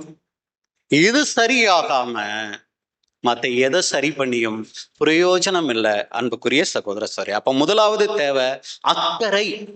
கணவன் குடும்பத்து மேல அக்கறை எடுக்கணும். எப்ப பார்த்தாலும் ஊழியன்னு மனைவியை கவனிக்காம போக கூடாது. அதே மாதிரி மனைவி சத்தியத்துக்குள்ள வந்த கணவனா இருக்கலாம், வராத கணவனா இருக்கலாம், நீங்க வீட்டுல எல்லாம் பாத்துக்கோங்க, நான் போறேன் பிரேயருக்கு. கணவனுக்கு செய்ய வேண்டிய கடமைகளை சரிவர செய்யாம இருக்கக்கூடாது. அது ஊழியம் இல்ல, அது அட்டுழியம். ரொம்ப ஜாக்கிரதையா இருக்கணும் அன்புக்குரிய சகோதரர்களே. அதுல இந்த அக்கறையில ரொம்ப கவனிக்க வேண்டிய ஒரு விஷயம், எல்லாம் இருக்கீங்களா? நல்லா கவனிங்க. திருமணம் ஆயிடுச்சுன்னா இன்னைக்கு நிறைய பேர் செய்கிற தவறு என்ன தெரியுங்களா, கணவன் அவங்க பெற்றோருக்கு ரொம்ப முக்கியத்துவம் கொடுப்பார் திருமணமான பிறகு. மனைவி திருமணமான பிறகு அவங்க பெற்றோருக்கு ரொம்ப முக்கியத்துவம் கொடுப்பாங்க. இது நல்ல விஷயமா கெட்ட விஷயமா? நல்ல விஷயம் போல இருக்கும், ஆனா இது தவறு. எந்த வகையில தவறுனா, பெத்தவங்க ரொம்ப முக்கியம் தாங்க, அவங்க கவனிக்கப்படத்தக்கவர்கள், கணத்துக்குரியவர்கள் தான். ஆனா திருமணமான பின்னாடியும் இவங்க மேல கவனம் செலுத்தணும். ஆனா தன்னுடைய துணையை காட்டிலும், எல்லாம் இருக்கீங்களா, தன்னுடைய துணையை காட்டிலும் அவங்க மேல என்ன பண்ணக்கூடாதுன்னா அக்கறை எடுக்கக்கூடாது. துணையினுடைய அனுமதியோட அக்கறை செலுத்துறது. ஒரு சமயம் வளர்த்தவங்க, ஒரு சமயம் வந்த பெண்ணோ இல்ல ஆணோ அவ்வளவு விருப்பம் இல்லைன்னா ஒரு புது சிருஷ்டி அப்படி இருக்க மாட்டாங்க. அவங்க அவங்களுடைய பெற்றோரை நல்ல விதத்துல கவனமா பார்ப்பாங்க, வளர்ப்பாங்க. ஆனா தன்னுடைய துணைக்கு கொடுக்க வேண்டிய முக்கியத்துவம் ரொம்ப முக்கியம். இதை நம்ம மறந்துடக்கூடாது. இதை யார் மறக்கக்கூடாது தெரியுங்களா? அந்த சகோதரியினுடைய அப்பா அம்மா, அந்த சகோதரனுடைய அப்பா அம்மா மறக்கக்கூடாது. அவங்களுக்கு போதிக்கணும். பாருப்பா, திருமணம் ஆயிடுச்சு, இனி நீ உன் மனைவிக்கு ரொம்ப முக்கியத்துவம் கொடுக்கணும். சும்மா அம்மா அம்மான்னு என் பின்னாடி வராத, என்னை தொந்தரவு பண்ணாத, மனைவியை கூட்டிட்டு எங்கேயாவது வெளியே போயிட்டு வா, அவளோட நேரம் செலவழி. எப்ப பார்த்தாலும் கல்யாணம் ஆனதும் போதும் எப்ப பார்த்தாலும் அவ பின்னாடியே சுத்துறான் அப்படி சொல்லாதீங்க, சொல்லுங்க. அப்ப அந்த குடும்பத்துல சமாதானம் இருக்கும். சரிங்களா? அதே மாதிரி பெண்ணை பெற்றவர்கள் பாருமா, இனிதான் அது உன்னுடைய குடும்பம், நீ எல்லாம் எங்களுக்கு பண்ணுன ரொம்ப சந்தோஷம்தான், இப்போ உன் கணவன் மேல அக்கறை செலுத்து, அடுத்து உன் கணவனுடைய பெற்றோர் மேல அக்கறை செலுத்து, அப்புறம் வா எங்க கிட்ட. இப்படி சொல்லும் போது அந்த குடும்பம் ரொம்ப ஆசீர்வாதமா இருக்கும். அப்ப அக்கறை முதலாவது தன்னுடைய துணையின் மீது செலுத்தணும். 2வது அக்கறை கடன் வாங்குற விஷயத்துல குடும்பத்துல இதை தவிர்க்கணும். கணவனும் மனைவியும் ஒரு பொருத்தனை பண்ணணும். நான் கூடிய சீக்கிரம் இந்த 2026 வருஷத்துல எனக்கு இருக்கிற கடன்களை முடிக்கணும்னு ஒரு தீர்மானம் எடுக்கணும். இதுக்கு கணவன் தீர்மானம் எடுத்து மனைவி தீர்மானம் எடுக்கலைன்னா குழப்பம். ஒரு சமயம் மனைவி தீர்மானம் எடுத்து கணவன் தீர்மானம் எடுக்கலைன்னா குழப்பங்கள் வரும். முடிவு எடுக்கணும். 2 பேரும் ஒத்த முடிவெடுத்து நம்மளுடைய வாழ்க்கையில கடன் இல்லாம வாழ்றதுக்கு எந்த அளவுக்கு நம்ம வாழலாம். ஏன்னா வசனம் சொல்லுது, ஒருவருக்கு ஒருவர் அன்பு காட்டுறதை விட வேற எதுலையும் நீங்க என்ன பண்ணாதீங்க, கடன் படாதிருங்கள்னு சொல்லுது. அப்ப நம்ம என்ன பண்ணணும்னா, கடன் இல்லாத வாழ்க்கைக்கு நம்ம என்னங்க பண்ணலாம்னு சொல்லி 2 பேரும் பேசி என்ன பண்ணணும்னா அங்க முடிவெடுக்கணும். 3வது அக்கறை செலுத்த வேண்டியது சேமிக்கிற விஷயத்துல. மாசம் 10,000 தான் சம்பளம் வருதா, அதுல ஒரு அமௌண்ட்டை ஃபர்ஸ்ட் எதுக்கு செலவு பண்ணோம், எதுக்கு எடுத்து வைக்கணும்? எல்லாம் இருக்கீங்களா? ஒரு 10,000 ரூபாய் சம்பளம் வருது, ஒரு 1000 ரூபாயை எடுத்து என்ன பண்ணுங்க, அது தசம பாகம் கொடுக்கணும் பிரதர். அது நம்ம கிட்ட இல்லை. இல்லைங்களா? அந்த 1000 எடுத்து ஃபர்ஸ்ட் கடன் என்ன இருக்கோ அதை கட்டுறதுக்கு எடுத்து வைங்க. கடனே இல்லைன்னு வைங்க, ரொம்ப சந்தோஷம். அத இன்னொரு 1000 கடன் இருந்தா 1000 கடனுக்கு எடுத்து வைங்க. இன்னொரு 1000 எடுத்து சேமிக்கிறதுக்கு வைங்க. 8000 தான் இருக்கு அப்படின்னா அந்த 8000த்துல குடும்பத்தை எப்படி நடத்துறதுன்னு ஜெபம் பண்ணி ஞானத்தோட அந்த குடும்பத்தை நடத்துறதுக்கு தேவனுகிட்ட கிருபை கேளுங்க. ஒரு தெளிந்த புத்தி ஆவி உள்ள கணவன் மனைவி இந்த உலக ஐஸ்வர்யங்களிலேயோ உலக ஆடம்பரங்கள்லயோ மனசை லயிக்க மாட்டாங்க. இந்த அமௌண்ட்ல என்னுடைய குடும்பத்தை நான் நடத்துறது எப்படி ஆண்டவரே, எனக்கு ஞானத்தை கொடுங்கன்னு ஜெபிப்பாங்க. அப்படி ஜெபிச்சு நம்ம குடும்பத்தை நடத்தும் போது குறிப்பிட்ட காலத்துக்குள்ள நம்ம குடும்பத்துல ஒரு சமாதானம் வந்துடும், ஒரு நல்ல அந்யோன்யம் ஐக்கியம் அங்க வந்துடும். அடுத்து இந்த சேமிக்கிறது, புது சிருஷ்டியெல்லாம் சேமிக்கலாமா பிரதர்? அதெல்லாம் அவசியமா பிரதர்? நாளைய தினத்தை குறித்து கவலைப்படாதன்னு ஆண்டவர் சொல்லிட்டாரு, அப்புறம் எதுக்கு பிரதர் சேமிப்பனா? இத சொன்ன ஆண்டவர் தான் சொன்னாரு, எறும்ப பார்த்து புத்திய வாங்கிக்க, எறும்ப பார்த்து ஞானத்தை கத்துக்க. அது எப்படி சேமிக்குது தெரியுமா? கோடை காலத்திலேயே மழை காலத்துக்கு முன்னாடி சேமிக்க பழகுது, அதை பார்த்து சேமிச்சு பழகுனாரு. அடுத்து நீங்க பாத்தீங்கன்னா இயேசு கிறிஸ்து அந்த கூடை நிறைய 5 அப்பம் 2 மீன்களை எல்லாருக்கும் கொடுத்து மீதியான உடனே தூக்கி போட்டுட்டு வாங்க, அடுத்த தடவை நான் ஜெபம் பண்ண எல்லாம் வந்துரும்னு சொல்லல, அவைகளை சேர்த்து வையுங்கள்னு சொன்னார். சேமிப்பு ஒரு தேவனுடைய பிள்ளைக்கு இருக்க வேண்டிய அருமையான குணலட்சணம். எதுக்கு பிரதர் சேமிக்கணும்னா, மருத்துவ செலவுகள் எப்ப வேணும்னாலும் வரும், கடன் வாங்காம சேமிக்க பழகணும். பிள்ளைகளினுடைய படிப்பு எப்ப வேணாலும் ஃபீஸு கேட்டு ஸ்கூல்ல இருந்து லெட்டர் வரும், சேமிப்பு. அடுத்து ஊழியங்களுக்கு திடீர்னு கன்வென்ஷன் போட்டுருவாங்க, அந்த நேரத்துல பரபரன்னு நம்மளால செயல்பட முடியாது. இந்த அமௌண்ட்டை கன்வென்ஷனுக்குன்னு நான் ஒதுக்கி வைக்கிறேன், இந்த அமௌண்ட்டை மருத்துவ செலவுகளுக்குன்னு ஒதுக்கி வைக்கிறேன், இந்த அமௌண்ட்டை சகோதர சகோதரிகளுக்குன்னு ஒதுக்கி வைக்கிறேன், யாருக்காவது ரொம்ப எமர்ஜென்சி வந்தா இதை கொடுத்து நான் உதவுவேன். இப்படி அன்புக்குரிய சகோதர சகோதரிகளை சேமிக்கிற பழக்கத்தை நாம உருவாக்கணும். அப்ப முதல் காரியம் நம்ம பார்த்துட்டோம், கணவன் மனைவிக்குள் இருக்க வேண்டிய முக்கிய குணலட்சணம் அக்கறை. ஒருபோதும் ஒரு புது சிருஷ்டியான கணவனை பார்த்து உங்களுக்கு குடும்பத்து மேல அக்கறையே இல்லைங்க அப்படின்னு சொல்ற அளவுக்கு நம்ம நடந்துக்க கூடாது. ஒரு சமயம் நம்ம நல்ல விதமா கவனிச்சும் சொல்லுவாங்க, எல்லாரையும் எல்லா விதத்திலும் திருப்திப்படுத்திட முடியாது. ஆனா நம்ம மனசாட்சிக்கு, அப்பா நீங்க பாக்குறீங்கப்பா நான் என் குடும்பத்து மேல எவ்வளவு அக்கறையா இருக்கேன்னு நீங்க பாக்குறீங்கன்னு சாட்சி கொடுக்குற அளவுக்கு நம்ம இருந்தா போதுங்க. அதே போல மனைவியை பார்த்து கணவன் உனக்கு குடும்பத்து மேல அக்கறையே இல்லைம்மா அப்படின்னு சொல்ற அளவுக்கு நாம இருக்கக்கூடாது. இது முதலாவது நம்ம கிட்ட இருக்க வேண்டிய அருமையான குணலட்சணம். இரண்டாவது, இருக்கக்கூடாத குணலட்சணம். குடும்ப வாழ்க்கை நல்ல விதமா போகணும்னா இருக்கக்கூடாத குணலட்சணம் என்ன தெரியுங்களா? பிடிவாதம். நான் சொல்றதான் என் துணை கேட்கணும், நான் சொல்றதான் எங்க வீட்டுக்காரர் கேட்கணும், எங்க வீட்டுக்காரமா கேட்கணும்னு சொல்லி ஒரு பிடிவாத குணம் ஒரு கணவன் மனைவியினுடைய வாழ்க்கையில இருக்கக்கூடாது. இந்த பிடிவாத குணம் இருந்துச்சுன்னா அது குடும்பத்தை சீர்குலைக்கும். கல்யாணம் பண்ணுனதுல இருந்து பிரதர் எதுக்கெடுத்தாலும் நான் தான் சாதிச்சு நிக்கிறது பிரதர் அப்படின்னா இது கல்யாணத்துக்கு அப்புறம் வந்தது இல்லைங்க, சின்ன வயசுல இருந்தே வந்த ஒரு சுபாவம்.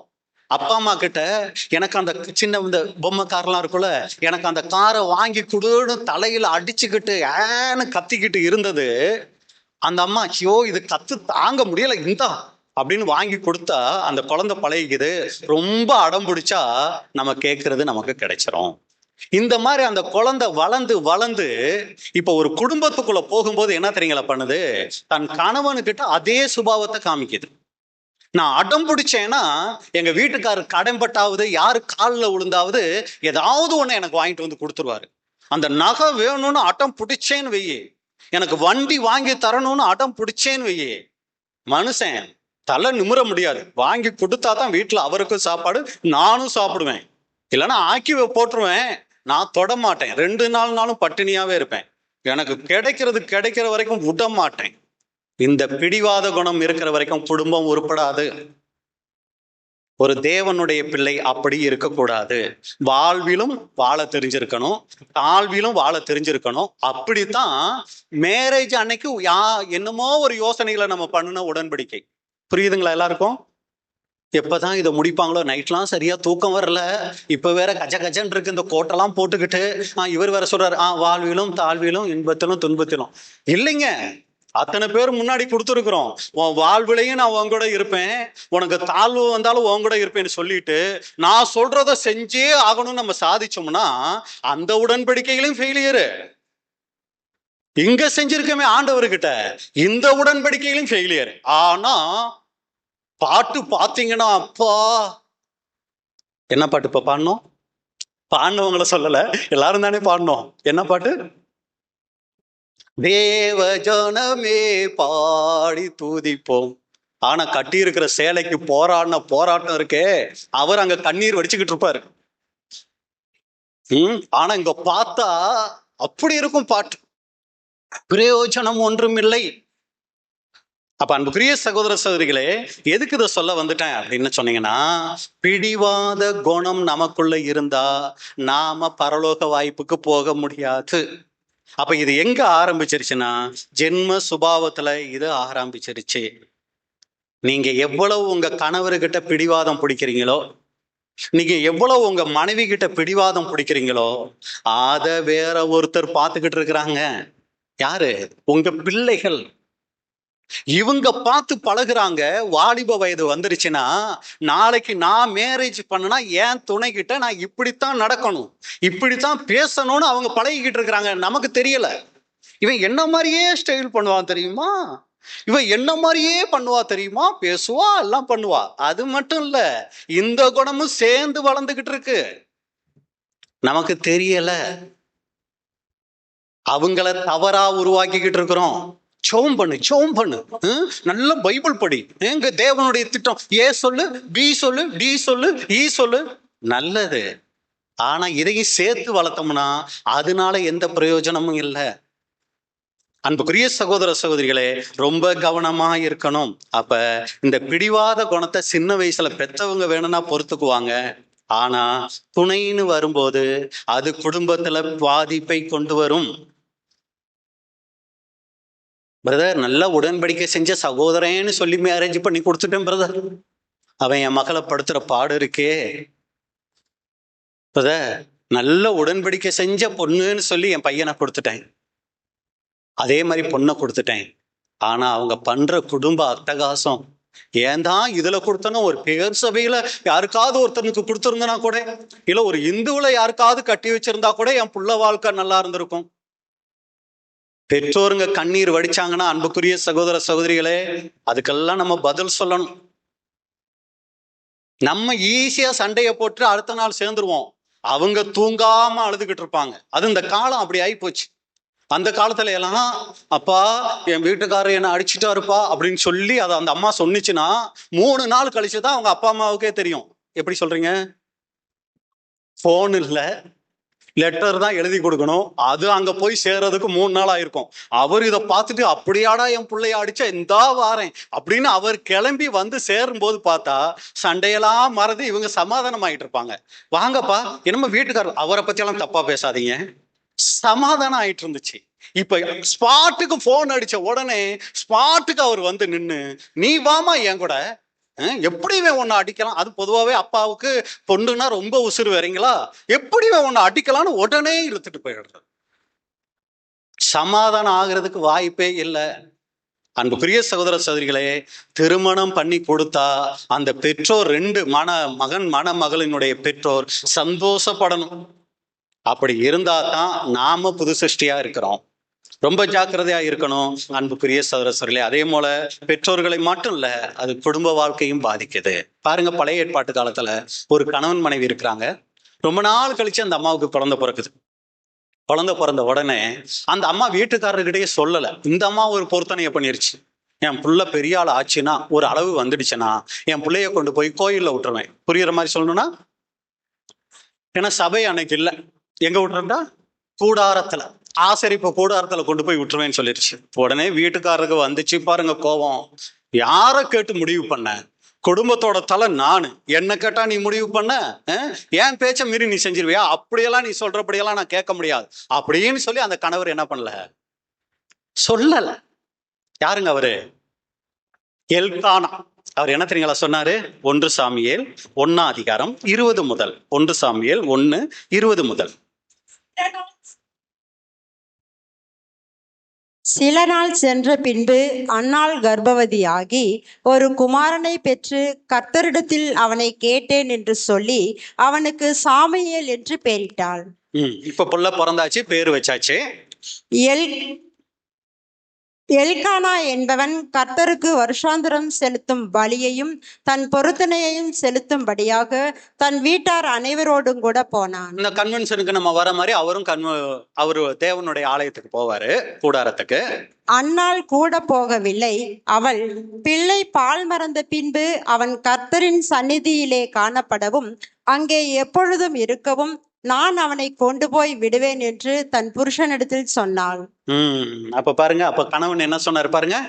அப்பொழுது அவள் புருஷனாகிய எல்கானா அவளை நோக்கி, நீ உன் இஷ்டப்படி செய்து அவனை பால் மறக்க பண்ணு மட்டும் இரு, கர்த்தர் தம்முடைய வார்த்தையை மாத்திரம் நிறைவேற்றுவாராக என்றார். போதுங்க. அப்ப அன்புக்குரிய சகோதரர்களே, இங்க பாருங்க, கணவன் மனைவிக்கு ஒரு அதிகாரம் கொடுக்கிறார். உன் இஷ்டப்படி செய்யுமா, நீ உன் விருப்பப்படி செய். பாருங்க, இங்க அந்த பிடிவாத குணம், நான் சொல்றதான் கேட்கணுங்கிற ஒரு பிடிவாத குணம் அங்க இல்லைன்னு பாக்குறோம்.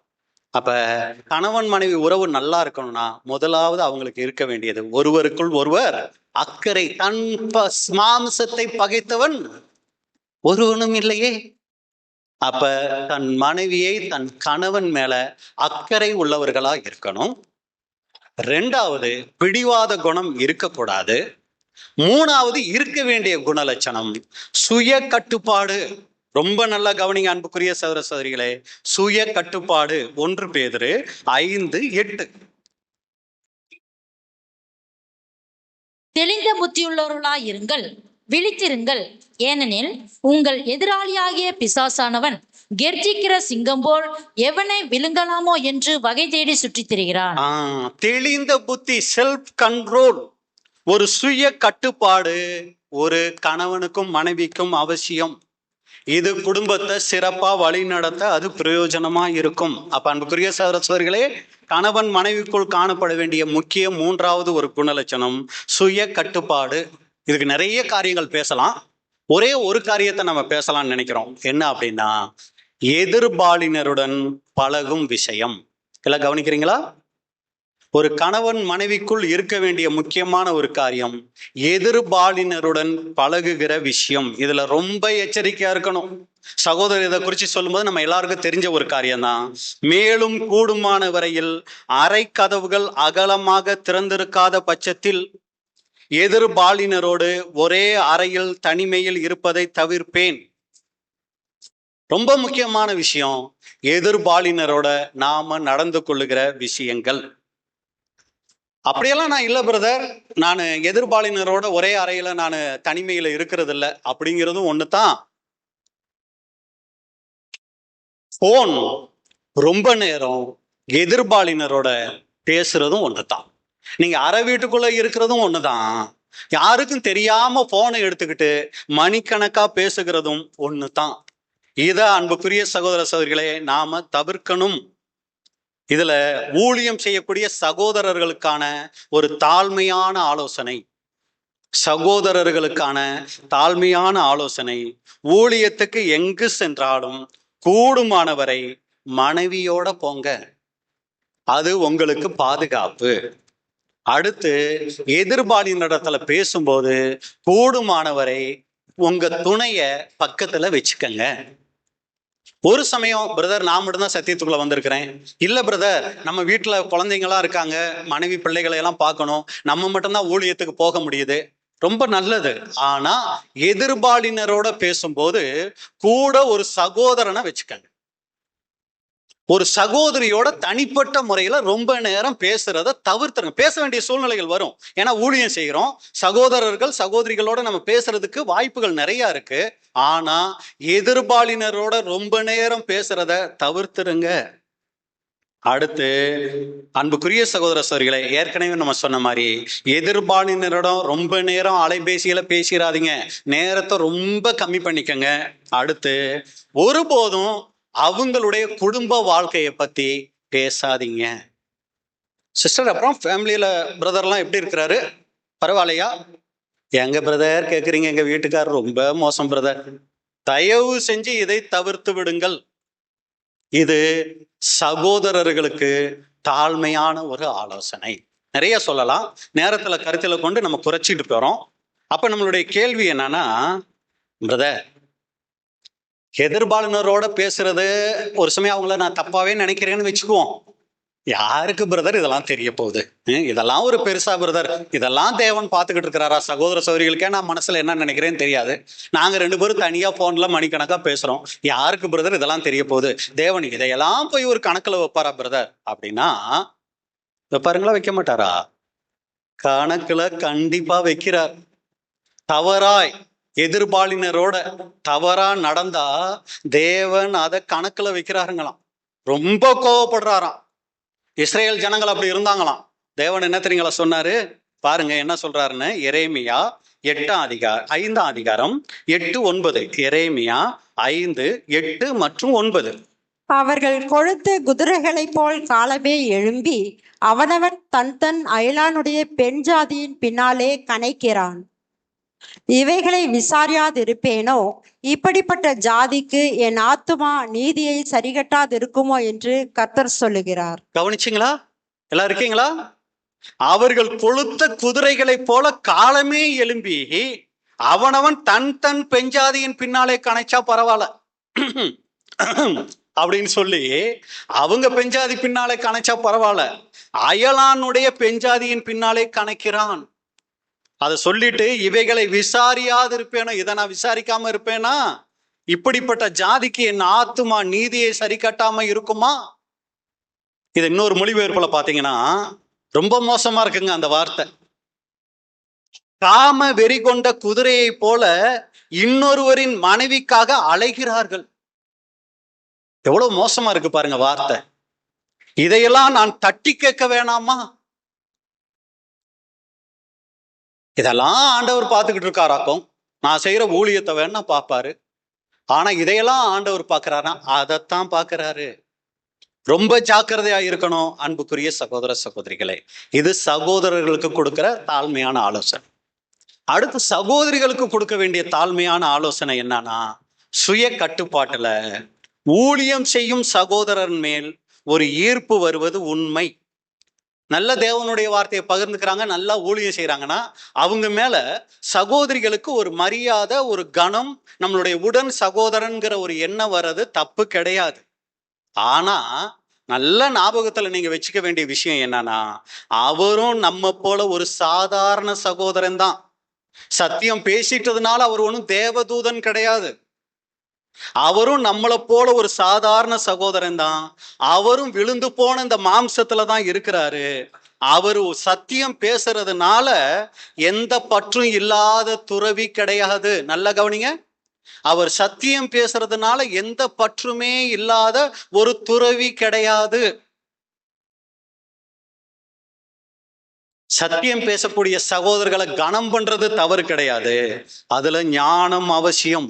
உங்க சொந்த குடும்ப விஷயங்களை எல்லாம் மற்ற சகோதரர்கள்கிட்ட பகிர்ந்துக்காதீங்க. உங்க சபை எல்டர் இருக்கிறாரா, அவர்கிட்ட ஒரு தகப்பனா அவர் இருக்கும்போது, உங்க குடும்பத்தை தூற்றி திரிகிற எல்டரா இருந்துட்டாருன்னா தயவு செஞ்சு சொல்லாதீங்க. அவர் ஒரு தகப்பன் ஸ்தானத்துல இருக்கிறாருன்னா அவர்கிட்ட போயிட்டு தாழ்மையோட உங்க குடும்ப விஷயத்தை நீங்க பாருங்க. ஏன்னா அவரு உங்களுக்காக அவர் உத்தரவாதி.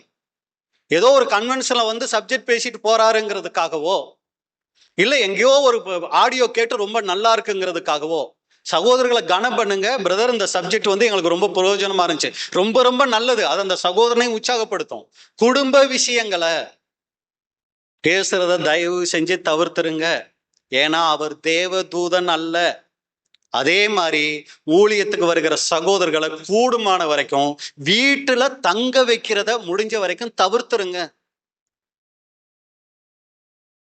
ஒரு ரூம் ஏற்பாடு பண்ணி அவருக்கு கொடுங்க. அதே மாதிரி வாலிப பிள்ளைகள், ஐயோ இந்த பிரதருக்கு பரிமாறினா என் பிள்ளைக்கு எங்கேயாவது ஒரு நல்ல மாப்பிள்ளை பார்த்து தருவாருன்னு சொல்லி வாலிப பிள்ளைகளை பரிமாற விடுறதையெல்லாம் தவிர்த்துருங்க.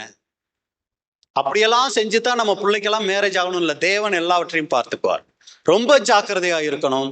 சகோதரிகள் சகோதரர்கள் கிட்ட நடந்து கொள்கிற விஷயத்துல அவங்களும் நம்மளை போல ஒரு பலவீன சரீரத்துல இருக்கிறவங்க நினைங்க.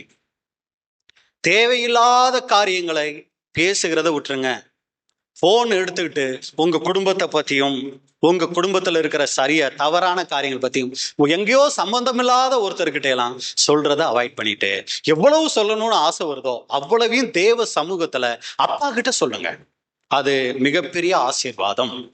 அடுத்து நீங்க பாத்தீங்கன்னா, அருமையான சகோதர சகோதரிகளே, நம்மளுடைய குடும்ப வாழ்க்கை சிறப்பா இருக்கணும்னா கணவன் மனைவிக்குள்ள இருக்க வேண்டிய அடுத்த ஒரு 4வது குணலட்சணம் பாராட்டுதல். சின்ன சின்ன விஷயத்துக்கும் பாராட்டுங்க. ரொம்ப நல்லா இருந்துச்சுமா, தேங்க்ஸ்மா. ஒரு சாரி கட்டுறாங்களா, நல்லா அழகா இருக்கு. இந்த மாதிரிலாம் அவங்கள சின்ன சின்ன, ஏன்னா தேவன் அப்படித்தான் படைச்சிட்டாருங்க. கணவனுக்கு மனைவியை படைக்கும் போதே எப்படி அவங்கள உருவாக்கி இருக்கிறார்னா, இந்த கணவனுடைய ஒவ்வொரு சின்ன சின்ன அங்கீகரிப்பையும் தேடக்கூடிய அளவுக்கு தான் அந்த மனைவியை படைச்சிருக்கிறார். இதை நம்ம யோசிக்கிறதே இல்லைங்க. ஆனா தேவன் அப்படி படைச்சிருக்கிறார். சின்ன சின்ன விஷயத்தையும் அவங்கள பாராட்டி பாருங்க. அந்த மனைவி தன்னுடைய கணவனுக்கு ரொம்ப அன்பா இருப்பாங்க. எதையுமே கண்டுக்கிறது இல்ல. சும்மா ஏதோ ஒரு ட்ரெஸ்ஸை வாங்கி போட்டுடுறது, இல்லைன்னா அவங்க வாங்கிட்டு வந்தா கூட அதை பார்க்கறது இல்ல கண்ணு கொடுத்து. இப்படியெல்லாம் இருந்துகிட்டு நம்ம செய்கிற மற்ற காரியங்கள் எல்லாம் பெருசு இல்லை. மனைவியை உற்சாகப்படுத்தணும். கொஞ்சம் சாப்பாடு உப்பு இருந்துருச்சா, சரி பரவாயில்லமா, ஆனா உப்பு மட்டும் கொஞ்சம் ஜாஸ்தி. கொஞ்சம் கம்மியா இருந்துச்சா பரவாயில்லமா, இன்னும் கொஞ்சம் உப்பு போட்டா நல்லா இருக்கும். இப்படி சொல்லி என்ன பண்ணுங்கன்னா, அவங்களை ஒவ்வொரு சின்ன சின்ன காரியங்களுக்கும் உற்சாகப்படுத்துங்க. அதோட மட்டும் இல்ல அன்புக்குரிய சார், உங்க கணவனையும் சின்ன சின்ன விஷயங்களுக்கு உற்சாகப்படுத்துங்க. நான் அடிக்கடி சொல்ற விஷயம் தான், ஒரு சகோதரனை உலகமே உற்சாகப்படுத்தி அவங்க மனைவி உன்னை போய் கல்யாணம் பண்ணேன்ட்டா அவர் செத்த மனுஷன்தான். அதே நேரத்துல உலகமே அந்த சகோதரனை பகைச்சு, நான் இருக்கேங்க உங்க கூட, நீங்க எதுக்கு கவலைப்படுறீங்க, நான் இருக்கேன்ல, போதுங்க, அவர் உலகத்தையே ஜெயிச்சிருவாரு. வித்தியாசம் உங்களுக்கு புரியுதா?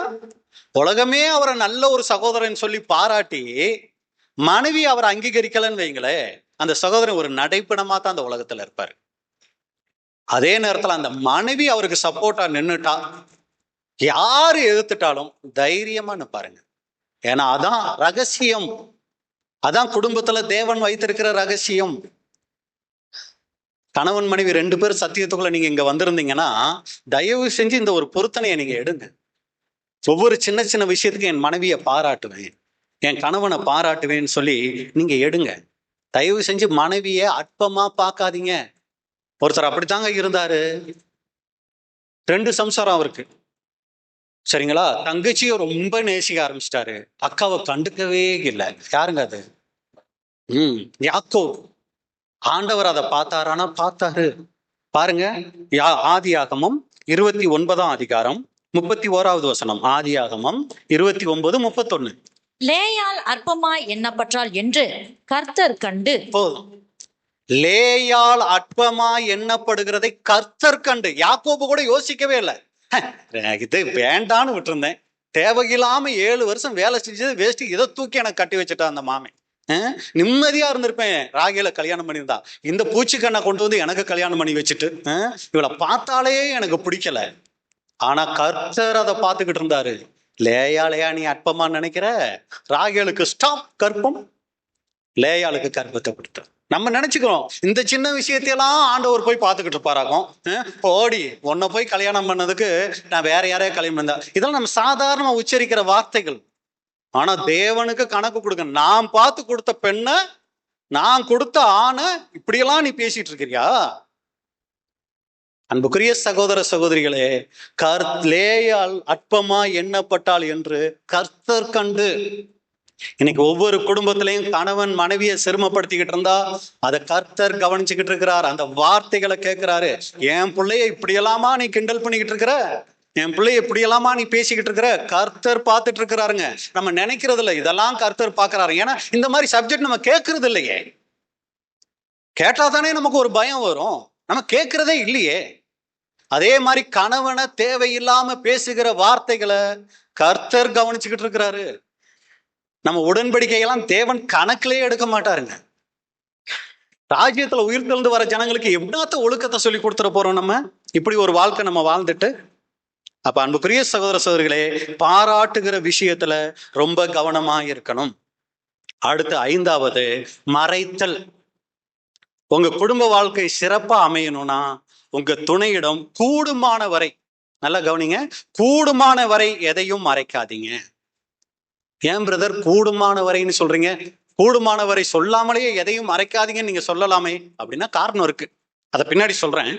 அப்ப பாத்தீங்கன்னா கூடுமான வரைக்கும் எதையும் மறைக்காதீங்க. உங்க மொபைல் போனை பாஸ்வேர்டு போட்டு யாரும் பார்க்கக்கூடாது. சரி, ஆனா உங்க துணை கூட பார்க்க கூடாதுங்கிற அளவுக்கு அப்படி ஒரு ரகசியம் உங்களுக்கு இருக்க வேண்டாம். அது உங்க துணை உங்க மேல வைத்திருக்கிற நம்பிக்கையை குறைய பண்ணும். அது கணவனா இருந்துட்டாலும் சரி, மனைவியா இருந்துட்டாலும் சரி, எப்ப வேணும்னாலும் உங்க போனை எடுத்து அவங்க பார்க்கக்கூடிய அளவுக்கு வெளிப்படையா இருங்க. அந்த மறைவு வேணாம். அதே மாதிரி வரவு செலவு கணக்கு, கணவன் மனைவிக்குள்ள மறைவு இருக்க வேண்டாம். நீங்க வெளியில ஒரு கடன் வாங்கியிருந்தீங்களா, அதை மனைவிக்கு தெரியப்படுத்திடுங்க. கணவனுக்கு தெரியாம நீங்க எந்த ஒரு காரியத்தையும் மறைச்சு வைக்காதீங்க. கோத்தகிரியில் அப்படிதான் ஒரு கோடீஸ்வரன் என்ன தெரியுங்களா பண்ணாரு? மிகப்பெரிய கோடீஸ்வரன் அவர், முஸ்லிம்காரரு. சொத்து பூரா வாங்கியிருக்கிறாரு, எந்த எழுத்துப்பூர்வமாவும் வாங்கி வைக்கல. அதே மாதிரி தன்னுடைய மனைவிக்கு தெரியாம என்ன தெரியுங்களா பண்ணி வச்சிருக்கிறாரு? நிறைய சொத்தை வாங்கி போட்டிருக்கிறாரு. இப்ப 1 கோடின்னு வைங்களே, 50 லட்சத்தை கொடுத்துட்டு 50 லட்சத்தை அப்புறம் தாரேன்னு பெண்டிங் வச்சிருக்கிறாரு. யாருக்கிட்டையுமே ஒரு சொல்லல. திடீர்னு ஒரு நாள் ஹார்ட் அட்டாக் வந்து செத்து போயிட்டாரு. ரொம்ப ரொம்ப கீழான நிலைமைக்கு வந்துட்டாங்க அந்த குடும்பம். அவங்க ஒரு சில காரியங்களுக்கு கேள்விப்பட்டிருந்தது, அவர் ஏதோ சொல்லியிருப்பாரான்னு தெரியல. ஏங்க எங்க வீட்டுக்கார் உங்ககிட்ட 50 லட்சம் கொடுத்து இந்த மாதிரி இந்த இடத்த இது பண்ணி இருந்தாராமே. யார் சொன்னா? அவர் தான் எங்களுக்கு பணம் தரணும் தெரியுமா அப்படின்ட்டாங்க.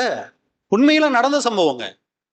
ரொம்ப கஷ்டப்பட்டாங்க அவங்க. ஆனா ஓரளவுக்கு வசதியான குடும்பங்கிறதுனால சமாளிச்சுட்டாங்க. காரணம் என்னது? தன்னுடைய துணை கிட்ட எல்லா விதமான காரியங்களையும் சொல்லி வைக்கல. நீங்க கடன் வாங்கியிருந்தாலும் உங்க துணை கிட்ட சொல்லி வைங்க. நீங்க யாருக்காவது கடன் கொடுத்திருந்தாலும் சொல்லி வைங்க. ஒரு சமயம் அவங்களுக்கு தெரியாம அதை செய்யாம இருங்க. அது குடும்பத்துக்கு ஆரோக்கியத்தை கொண்டு வரும்.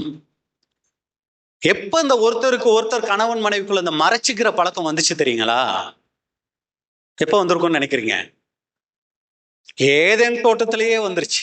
எப்ப பாவம் உள்ள வந்துச்சோ அது வரைக்கும் ரொம்ப ஃப்ரீயா தான் 2 பேரும் இருந்தாங்க. சரீர பிரகாரமாவும் சரி, மன ரீதியாகவும் சரி, 2 பேரும் ரொம்ப ஃப்ரீயா தான் இருந்தாங்க. எப்ப பாவம் உள்ள வந்துச்சோ அப்பதான் ஒருத்தருக்கு ஒருத்தர் தங்களை மறைச்சிக்க ஆரம்பிச்சாங்க. ஆதியாகமம் 3ஆம் அதிகாரம் 7வது வசனம். ஆதியாகமம் 3:7. அப்பொழுது அவர்கள் இருவருடைய கண்களும் திறக்கப்பட்டது.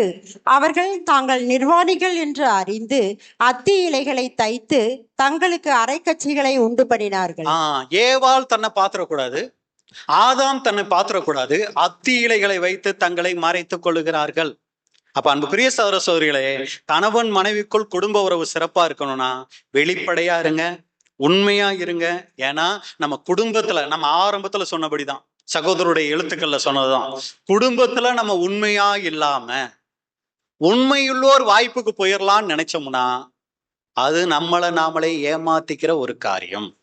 இப்ப இதுலயே ஒரு கேள்வி, கூடுமான வரைன்னு சொன்னீங்களே பிரதர், ஏன் பிரதர் கூடுமான வரை சொன்னீங்க அப்படின்னா, இன்னைக்கு ஒரு சில காரியங்களை கணவன் மறைக்க வேண்டிய துர்பாக்கியமான நிலைமைகளை தான் சகோதரர்கள் இருக்கிறாங்க. அதே மாதிரி சகோதரிகளும் இருக்கிறாங்க. புரிஞ்சுக்கிறதுக்காக சொல்றேன். ஒரு அப்பா அம்மா இருக்கிறாங்க, ஒரே பெண் பிள்ளை. இந்த பிள்ளைய ரொம்ப கஷ்டப்பட்டு வளர்த்து ஆளாக்கி 1 லட்சம் ரூபாய் சம்பளத்துல வேலைக்கு சேர்த்துட்டாங்க உதாரணத்துக்கு. இப்ப மேரேஜ் பண்ணி கொடுத்துட்டாங்க. இப்ப அந்த அப்பா அம்மா ரொம்ப ஒரு எளிமையான நிலைமையில இருக்கிறாங்க. இப்ப அவங்களுக்கு ஒரு கஷ்டம் வந்துடுச்சு. இப்ப யாரு ஹெல்ப் பண்ணணும்? இந்த பெண்ணு தான். ஏன்னா வேற ஆளு தோணை இல்லை இல்லைங்களா? நல்ல சம்பளத்திலையும் வேலைக்கும் சேர்த்து விட்டுருக்காங்க கஷ்டப்பட்டு. இப்ப இந்த அம்மா 1 லட்சம் சம்பாதிக்குதுன்னா, எங்க அப்பா அம்மாவுக்கு உடம்பு சரியில்லையா, ஒரு 10,000மோ 20,000மோ நான் கொஞ்சம் கொடுத்து ஹெல்ப் பண்ணட்டுமானா இந்த சகோதரன் என்ன சொல்லணும்? சரிம்மா, எதுக்கு 10-20 எதுக்கு யோசிக்கிற?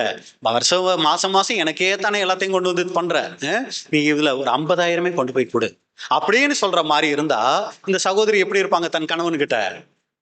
அருமையான மனுஷன், இவர்கிட்ட நான் எதையும் மறைக்க வேணாம். ஒரு சமயம் நானா செஞ்சிருந்தா கூட ஒரு 10,000 தான் கொடுத்துருப்பேன். ஆனா இவர் இவ்வளவு வெளிப்படையா இருக்கிறதுனால நான் அவர்கிட்ட சொல்லாம எதையும் செய்ய மாட்டேன். அதுக்கு இந்த கணவன் எதுக்கு? கல்யாணம் பண்ணி கொடுத்துட்டாங்கல்ல, இனி அவங்களுக்கும் நமக்கு எந்த சம்மந்தமும் இல்லை, சரியா? அங்க கொடுக்குற வேலையெல்லாம் நீ வச்சுக்காத அப்படின்னா இந்த சகோதரி என்னத்தான் பண்ணி ஆகணும்? வேற வழி இல்லை, இல்லைங்களா? இதேதான் சகோதரர்களுக்கும். சகோதரர்கள் குடும்ப தனி குடித்தனம் வந்துட்டாங்க, அப்பா அம்மாவை விட்டு வந்துட்டாங்க. இப்ப அந்த அப்பா அம்மாவுக்கு ஒரு தேவைகள்னா யார் சந்திக்கணும்? சகோதரர்கள் தான் அந்த குடும்பத்தை சந்திக்கணும். அதே இந்த உங்க அப்பா அம்மாவுக்கெல்லாம் சம்பளத்துல ஏதாவது கொடுத்த அப்படின்னாங்கன்னா இவர் தன்னை மறைத்து கொள்ள வேண்டிய அதாவது என்னது அபாக்கியமான ஒரு நிலைமையில தான் அவர் அங்க இருக்கிறார். அப்ப என்னன்னா வெளிப்படையா இருங்கன்னு நம்ம சொல்றது யாருக்கு தெரியுங்களா? புது சிருஷ்டி கணவன் மனைவிக்கு. இன்னைக்கு நிறைய பேர் உடன்படிக்கை பண்ணி வந்துட்டாங்க, எகிப்தியராகவே தான் இருக்காங்க.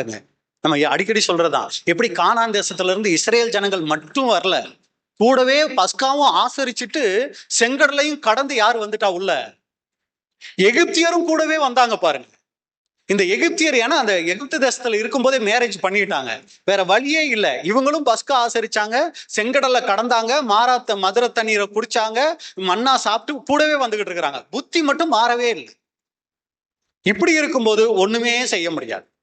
அப்ப என்ன பண்ணும்னா புது சிருஷ்டிகளாய் இருக்கும்போது இந்த ஒரு ஒளிவு மறைவு தன்மை அங்க இருக்காது. அன்புக்குரிய சகோதர சகோதரிகளே, பாருங்க, பழைய ஏற்பாட்டு காலத்துல இருந்த ரூத், அந்த அம்மாவே தன்னுடைய மாமியாருக்கு அவ்வளோ ஒரு உண்மைத்தன்மையா இருந்திருக்காங்கன்னா சபை வாய்ப்பே அடைய போகிற நாம நம்முடைய குடும்பத்துல ஒரு மருமகளா எப்படி இருக்கணும்? அதே மாதிரி ஒரு மருமகனா எப்படி இருக்கணும்? ஒரு நல்ல புது சிருஷ்டி மருமகன் தன் மனைவியின் பெற்றோரை கனம் பண்ணுவார், போஷிப்பார், அவங்களுடைய குறை நிறைவுகளை பார்ப்பார். அதே மாதிரி ஒரு புது சிருஷ்டி மனைவி தன்னுடைய மாமனார் மாமியார தன்னுடைய பெற்றோரா பார்ப்பாங்க. அதனால அடிக்கடி சொல்றது, தமிழ்ல தான் அருமையான பேர் அதுக்கு. கல்யாணம் பண்ணி கொடுத்துட்டா, தன்னுடைய மகளை கல்யாணம் பண்ணி கொடுத்துட்டா அந்த சகோதரன் யாரு? மரு மகன். அதே மாதிரி கல்யாணம் பண்ணி வந்துட்டா இது தனக்கு யாரு? மருமகள். இது ஒரு புது சிருஷ்டி மைண்ட்ல இருக்கும். இல்ல அவங்க புது சிருஷ்டியா இல்லைன்னு வைங்களே, எப்ப பார்த்தாலும் கடுமையான காரியங்கள் தான் அங்க நடந்துகிட்டு இருக்கும். ஜெபம் தான் அதுக்கு வழி. பாருங்க, பழைய ஏற்பாட்டு காலத்துல இருந்த ரூத்துக்கிட்ட நம்ம இதை கத்துக்க வேண்டியதா இருக்கு. ஒரு சம்பவம் சொல்லலாம், அனுபவிச்ச சம்பவம். எனக்கு தெரிஞ்ச ஒரு சகோதரன் இருக்கிறாரு, ஒரு சகோதரி, 2 பேர் இருந்தாங்க. அந்த சகோதரன் இறந்துட்டாரு. அந்த சகோதரிக்கு ஒரு பையன், 2 பசங்க, ஒரு பையன். அந்த பையன் என்ன தெரியுங்களானாரு, நல்ல வேலைங்க, ஐடியில் வேலை செஞ்சுட்டு இருந்தாரு. கிட்னி ஃபெயிலியர் ஆகி இறந்துட்டார். அவர் அவங்களுடைய அவன் மனைவி இருக்காங்க தெரியுங்களா, ரொம்ப வசதியான குடும்பத்துல இருந்து வந்தவங்க. அவங்க இந்து பேக்ரவுண்டு, இப்ப கூட இருக்காங்க, இந்து பேக்ரவுண்டு. அவங்க அப்பா அவங்க அண்ணன் தம்பியெல்லாம் வந்து என்ன சொன்னாங்கன்னா, வீட்டுக்காரர் இறந்துட்டார்ல, 2 பசங்க அந்த சகோதரிக்கு, வீட்டுக்காரர் இறந்துட்டார்ல, வா நம்ம வீட்டுக்கு போயிடுவோம், இனி எதுக்கு இந்த வீட்டுல இருக்கானா? அந்த சகோதரி என்ன தெரியுங்களா சொன்னாங்க, இல்ல இதுதான் என் வீடு, இந்த மாமியார் தான் எனக்கு அம்மா, இனி நான் இவங்களோட தான் இருப்பேன் அப்படின்னு சொல்லி வெளிநாட்டுக்கு போயிட்டு சம்பாரிச்சுக்கிட்டு வந்து சொந்தமா வீடு கட்டி தன்னுடைய மாமியாரை வச்சு பாத்துக்கிறாங்க. புறஜாதி, ஆண்டவர் யாருன்னு தெரியாது, சத்தியமே தெரியாது, கண்ணால நான் பார்த்துக்கிட்டு இருக்கிற ஒரு சாட்சி இது. அன்புக்குரிய சகோதர சகோதரிகளே, சத்தியத்தை கத்துக்கிட்டோம்னு நினைக்கிறோமே, நாம நம்மளுடைய மாமனார் மாமியார்கிட்ட எப்படி நடந்துக்கிறோம்? எப்ப அண்ணன் சாவான் தின்ன காலி ஆகும் மாதிரி எப்ப வீட்டுக்காரர் இல்ல நம்ம அப்பா அம்மா வீட்டுல போயிட்டு உட்காருவோம்னு நினைக்கிறோமா? வீட்டுக்காரர் இருந்தாலுமே அப்பா அம்மா வீட்டுல போய் உட்காரணும்னு நினைக்கிறோமா? ரொம்ப ஜாக்கிரதையா இருக்கணும் அன்புக்குரிய சகோதர சகோதரிகளே. கடைசி ஒரு காரியம் இருக்கு, பேசலாம் இல்லைங்களா? ரொம்ப முக்கியமான விஷயம். தயவு செய்து எல்லாம் இருக்கீங்களா? தயவு செஞ்சு யாரும் இதை நான் பேசுறதுனால என்னை தப்பா எடுத்துக்காதீங்க.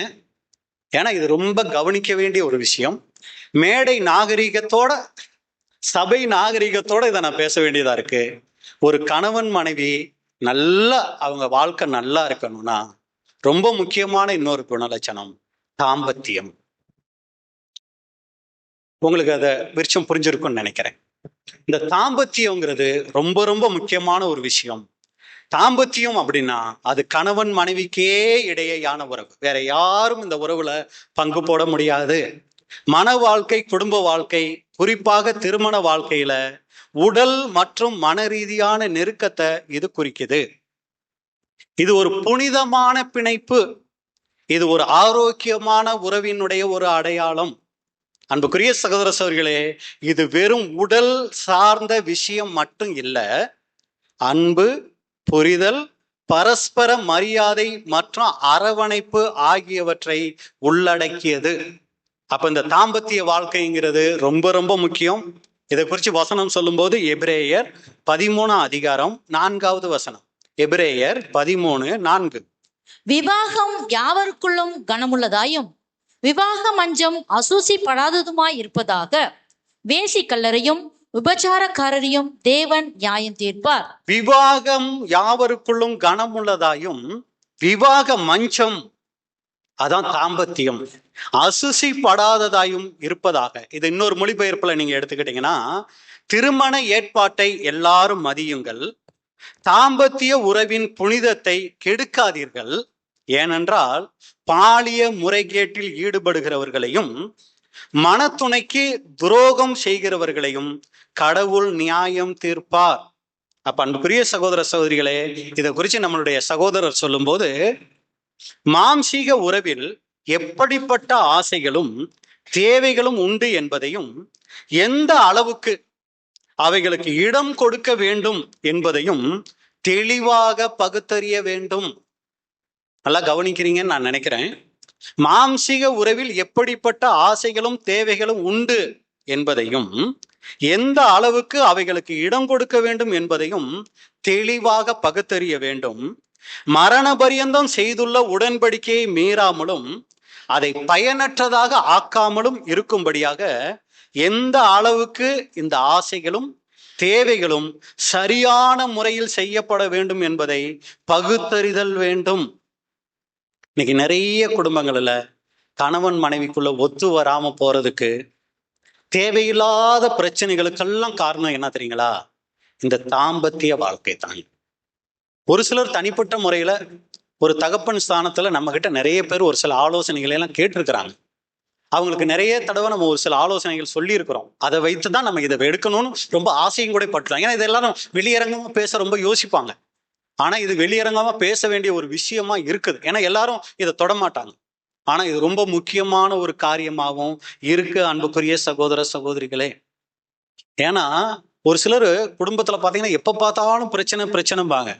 நம்ம உட்காந்து அவங்க கிட்ட பேசும்போது பாத்தீங்கன்னா கடைசியில பாத்தீங்கன்னா இங்க வந்து நிக்குதுங்க. சரி, இதை வந்து அந்த காலத்துல பெரியவங்க எப்படி தெரியுமா கேட்பாங்க? 2 பேரும் நல்லா இருக்கீங்களா, சந்தோஷமா இருக்கீங்களா, வீட்டுக்காரவங்களை சந்தோஷமா வச்சுக்கிறாரா இப்படின்னு நாசுக்கா கேட்பாங்க. இது எதை அடிப்படையா வச்சு கேட்பாங்க அப்படின்னா, அது ட்ரெஸ் எல்லாம் நல்லா தான் வாங்கி போடுறாரு, எல்லாம் நல்லா தான் கவனிச்சுக்கிறாரு, சரி சந்தோஷமா வச்சிருக்கிறாரா அப்படின்னு கேட்பாங்க பெரியவங்க.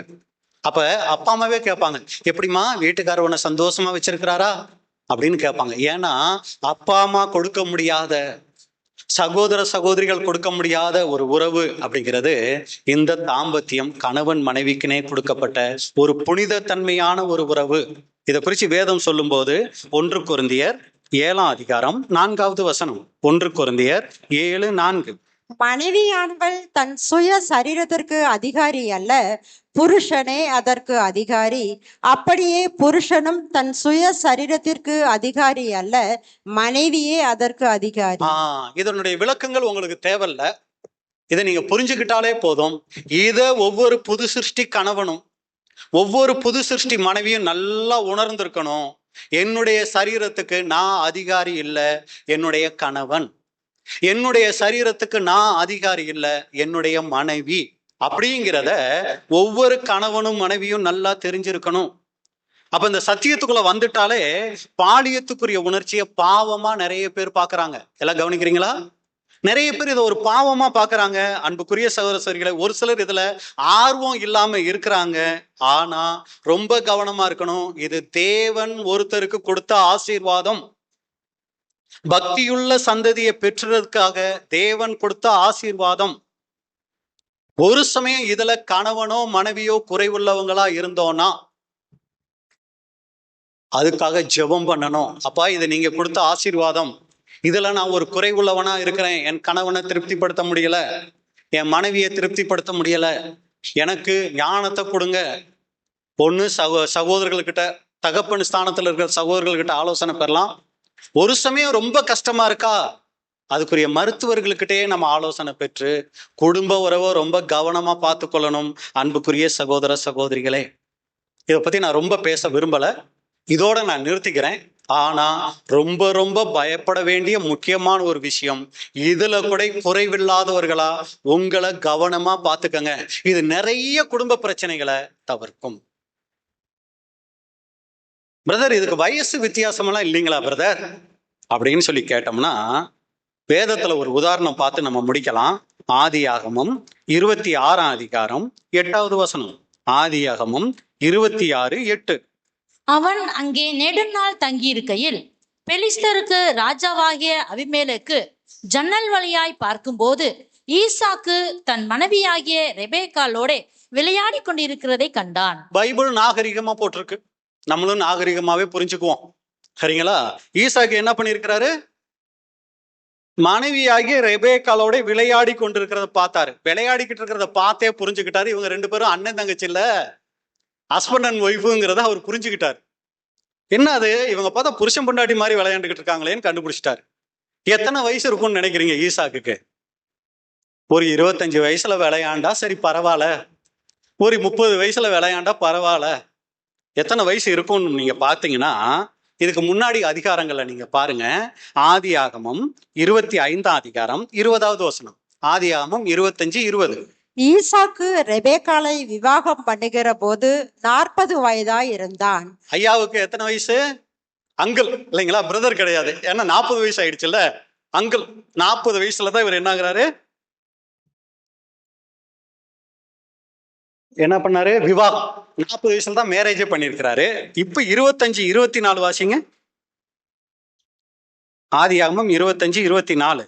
பிரசவ காலம் பூரணமான போது அவள் கர்ப்பத்தில் இரட்டை பிள்ளைகள் இருந்தது. 3 வருஷம் கழிச்சு 2 பிள்ளைங்க கூட பிறந்துட்டாங்க. அப்படின்னா எத்தனை வருஷம் ஆயிருக்கும்? சரிங்களா? இப்ப பிள்ளைங்க 2 பேரும் பிறந்துட்டாங்க. ஐயா என்ன பண்ணிட்டு இருந்தாரா? சரி. அடுத்து 25-27 வாசி. இந்த பிள்ளைகள் பெரியவர்கள் ஆன போது பிள்ளைங்க என்ன ஆயிட்டாங்க? பெரிய ஆளா ஆயிட்டாங்க. இதெல்லாம் சொல்லிட்டு தான் 26:8 வருது. ஏற்கனவே வாசிச்சோம். ஈசாக்கு தன் மனைவியாகிய ரெபேக்காளோட. அப்ப நான் என்னதான் சொல்லணும் இதுக்கு? வயச நீங்களே தீர்மானம் பண்ணிக்கொள்ளுங்க அன்புக்குரிய சகோதர சகோதரிகளே, எத்தனை வயசு? சரிங்களா? எதுக்கு இதை சொல்ல வந்துட்டோம்னா, வயசு வித்தியாசம் இல்லை பிரதர் அப்படின்னு கணவன் மனைவிகளுக்குள்ள என்ன பண்ணிக்காதீங்க, சொல்லி கொள்ளாதிருங்கள். ஏன்னா எதுக்கு இதை சொல்ல வந்துட்டேன்னா, ஒரு முக்கியமான ஒரு உதாரணம், நடந்த சம்பவம் தான் இது. ஒரு சகோதரன் சொல்றாரு, சத்தியத்துக்கு வந்துட்டாரு. சகோதரி வந்து சிஎஸ்ஐ பேக்ரவுண்டு, சகோதரர் வந்து சத்தியத்துக்குள்ள வந்துட்டாரு. கணவன் மனைவிக்குள்ள பிரச்சனை, எப்ப பார்த்தாலும் சண்டை. இப்போ ஒரு நாள் என்ன பண்ணிருக்காங்கன்னா, அவங்க பிள்ளைகள் 2 பேரும் வீட்டுக்குள்ள கதவை சாத்திட்டு உட்காந்து ஒரு சப்ஜெக்ட் கேட்டுட்டு இருந்திருக்கிறாங்க. என்ன சப்ஜெக்ட்னா, ஏன்னா அவர் எனக்கு ஃபோன் பண்ணி சொன்னதுனால இது தெரிஞ்சு, உறவுகள் அப்படின்னு சொல்லி ஒரு சப்ஜெக்ட். கணவன் மனைவி உறவு எப்படி இருக்கணும், என்னடா பிள்ளைங்க ஏதோ சப்ஜெக்ட் கேட்டுட்டு இருக்காங்களேன்னு சொல்லி இவரும் போய் என்ன பண்ணிட்டாருன்னா அந்த சப்ஜெக்டை கேட்டிருக்கிறார். இவருக்கு ஒரு மிகப்பெரிய தாக்கம் வந்துருச்சு. ஐயோ, நான் சரியான ஒரு கணவனா இல்லை அப்படின்னு. அதுக்கப்புறம் அவர் தன்னுடைய வாழ்க்கையை மாத்திக்கிட்டார். என்ன பிரதர் நடந்துச்சு அப்படின்னா, இவருக்கு சத்தியம் சொல்லி கூட்டாங்க பாருங்க ஒரு குரூப்பு. இந்த இத்து போன ஆளுங்க இருக்காங்களே, இவங்க என்ன தெரியுங்களா பண்ணிருக்காங்க? பிரதர், சத்தியம் கேட்டு உள்ள வந்துட்டீங்க பிரதர், இனி உங்க மனைவி யார் தெரியுமா உங்களுக்கு? நீங்க விசுவாசி. அவங்க யார் தெரியுமா? அவ்விசுவாசி. விசுவாசியோட அவ்விசுவாசிக்கு பங்கு எதுன்னு சொல்லிட்டாங்க. நம்ம ஆளுங்க தான். புரியும் நினைக்கிறேன் உங்களுக்கு நான் சொல்ல வர விஷயம். இவங்களுடைய தாம்பத்திய வாழ்க்கையே கெட்டு போச்சுங்க. இவர் தன்னுடைய மனைவியை அவ்விசுவாசியா பார்க்க ஆரம்பிச்சிட்டாரு. இந்த அம்மா சிஎஸ்ஐ போயிட்டு இருக்காங்க, இவரு இங்க சபைக்கு வந்துகிட்டு இருக்கிறாரு. சகோதரர்கள் சொல்லிட்டாங்க, உங்க மனைவி கிட்ட அதிகமான பேச்சு தொடர்பெல்லாம் வச்சுக்காதீங்கன்னு சொல்லிட்டாங்க. பிரச்சனை ரொம்ப முத்திக்கிட்டே போகுது. இந்த ஒரு சூழ்நிலையில அப்பா அம்மா சண்டை போட்டுட்டு இருக்காங்க, பிள்ளைகள் பார்த்துக்கிட்டு இருக்கிறாங்க. இந்த நேரத்துல இந்த ஒரு பாடத்தை கேட்டுட்டாங்க, அப்பா அம்மாவும் கேட்டுட்டாங்க. சகோதரர் எனக்கு ஃபோன் பண்ணி சொல்றாரு, ரொம்ப சந்தோஷம் பிரதர் அந்த சப்ஜெக்டுக்காக. ஏன்னா அந்த சப்ஜெக்ட் கேட்ட பின்னாடி எங்க வாழ்க்கை மாறிச்சு. இப்ப தன்னுடைய மனைவியும் சத்தியத்துக்குள்ள வந்துட்டாங்க. ஏன்னா இவர் தன்னுடைய மனைவியை அதுக்கப்புறம் நேசிக்க ஆரம்பிச்சிருக்கிறார். தன்னுடைய அந்த தாம்பத்திய வாழ்க்கைய அவர் சரிவர நிறைவேற்றி இருக்கிறார். அதனால அந்த மனைவியும் இப்ப சத்தியத்துக்குள்ள வந்திருக்கிறாங்க. இது உண்மையா? இது ஏதோ இந்த சப்ஜெக்டுக்காக உங்களை திருப்திப்படுத்துறதுக்காக சொன்ன விஷயம் இல்லைங்க. தேவன் பார்த்துட்டு இருக்கிறார் இல்லைங்களா? இதெல்லாம் இதெல்லாம் கேட்கும்போது எனக்கு ஐயோ இப்படியெல்லாம் இருக்கா அப்படின்னு சொல்லி பகீர்னுச்சு. தயவு செஞ்சு சத்தியம் சொல்ற சகோதரர்கள் என்ன பண்ணுங்க, கொஞ்சம் பார்த்து சொல்லுங்க. தேவன் இணைத்ததை மனிதன் பிரிக்காதிருக்க கடவன். அப்ப அன்புக்குரிய சகோதர சகோதரிகளை, இதான் இன்னைக்கு நம்ம பார்த்துட்டோம். ஒரு புது சிஷ்யனுடைய குடும்ப வாழ்க்கை சிறப்பா இருக்கணும்னா கணவன் மனைவி மேலையும் மனைவி கணவன் மேலையும் அக்கறை செலுத்துங்க. பிடிவாதம் 2 பேத்துக்குள்ள வச்சுக்காதீங்க. இன்னொன்னு சொல்லணும்னா, குடும்பத்துல யார் அதிகமாய் தோல்வி அடைகிறாங்களோ, எல்லாம் கவனிக்கிறீங்களா? குடும்பத்துல கணவன் மனைவிக்குள்ள யார் அதிகமா தோல்வி அடைகிறாங்களோ அவங்க சபை வாய்ப்புக்கு தகுதியாகிறாங்க. உங்களுக்கு புரிஞ்சுங்களா நான் சொல்றது? நான் சொன்னதை சாதிச்சே ஆகணும் அப்படின்னு நினைச்சா சபை வாய்ப்பை விட்டு இறங்கி போய்கிட்டு இருக்கிறீங்க. சரிங்களா? சரி, உங்க விருப்பம் தானே, செஞ்சுட்டு போங்க. சரிம்மா, நீ செஞ்சுட்டு போ. யார் தோல்வி அடைகிறோமோ குடும்ப வாழ்க்கையில விட்டு கொடுத்து போறத சொல்றேன், அவங்க சபை வாய்ப்புக்கு தகுதியா இருக்கிறாங்க. அடிக்கடி சொல்றதான், குடும்பத்துல சண்டை வந்தா யார் ஃபர்ஸ்ட் ஒப்புரவாகணும்? மறந்துட்டீங்களா? ரொம்ப சந்தோஷம். ஓ, மறக்கலையா? பரிசுத்த ஆவி யாருக்குள்ள அதிகமா இருக்குதோ அவங்க தான் ஃபர்ஸ்ட் ஒப்புரவாகணும். யாரு சண்டை போட்டா யாரு பிரச்சனை அதெல்லாம் அவசியமே இல்லை. சூரியன் அஸ்தமிக்கிறதுக்கு முன் உங்கள் எரிச்சல். இது யாரும் பிரதர் சிஸ்டர்ஸை பத்தி சொல்ல, கணவன் மனைவி தான். காலையில சண்டை போட்டீங்களா சாயங்காலத்துக்குள்ள ஒப்புரவாயிடுங்க. அதுக்கு இந்த தாம்பத்திய வாழ்க்கை ரொம்ப ஆசீர்வாதமா இருக்கும். அடுத்து சுய கட்டுப்பாடு நமக்குள்ள இருக்கணும். எதிர்பாலினர் இடத்துல ரொம்ப கவனமா இருங்க. பாராட்டுங்க ஒருத்தரை ஒருத்தர். மறைவு நமக்குள்ள இருக்க வேண்டாம். கடைசியா தாம்பத்தியம். பொறுமையோடு கேட்ட உங்களை தேவன் ஆசீர்வதிப்பாராக. இப்படிப்பட்டதான வாய்ப்பை கொடுத்த பிதாவாகிய தேவனுக்கும் ஆண்டவராகிய இயேசு கிறிஸ்துவுக்கும் நன்றியை செலுத்திக் கொள்கிறேன். இப்படிப்பட்ட வாய்ப்பை கொடுத்த அருமையான சபையாருக்கும் கன்வென்ஷன் கமிட்டியாருக்கும் என்னுடைய நன்றியை தெரிவித்துக் கொள்கிறேன். தேவனுடைய நாமம் மகிமைப்படுவதாக. ஆம்.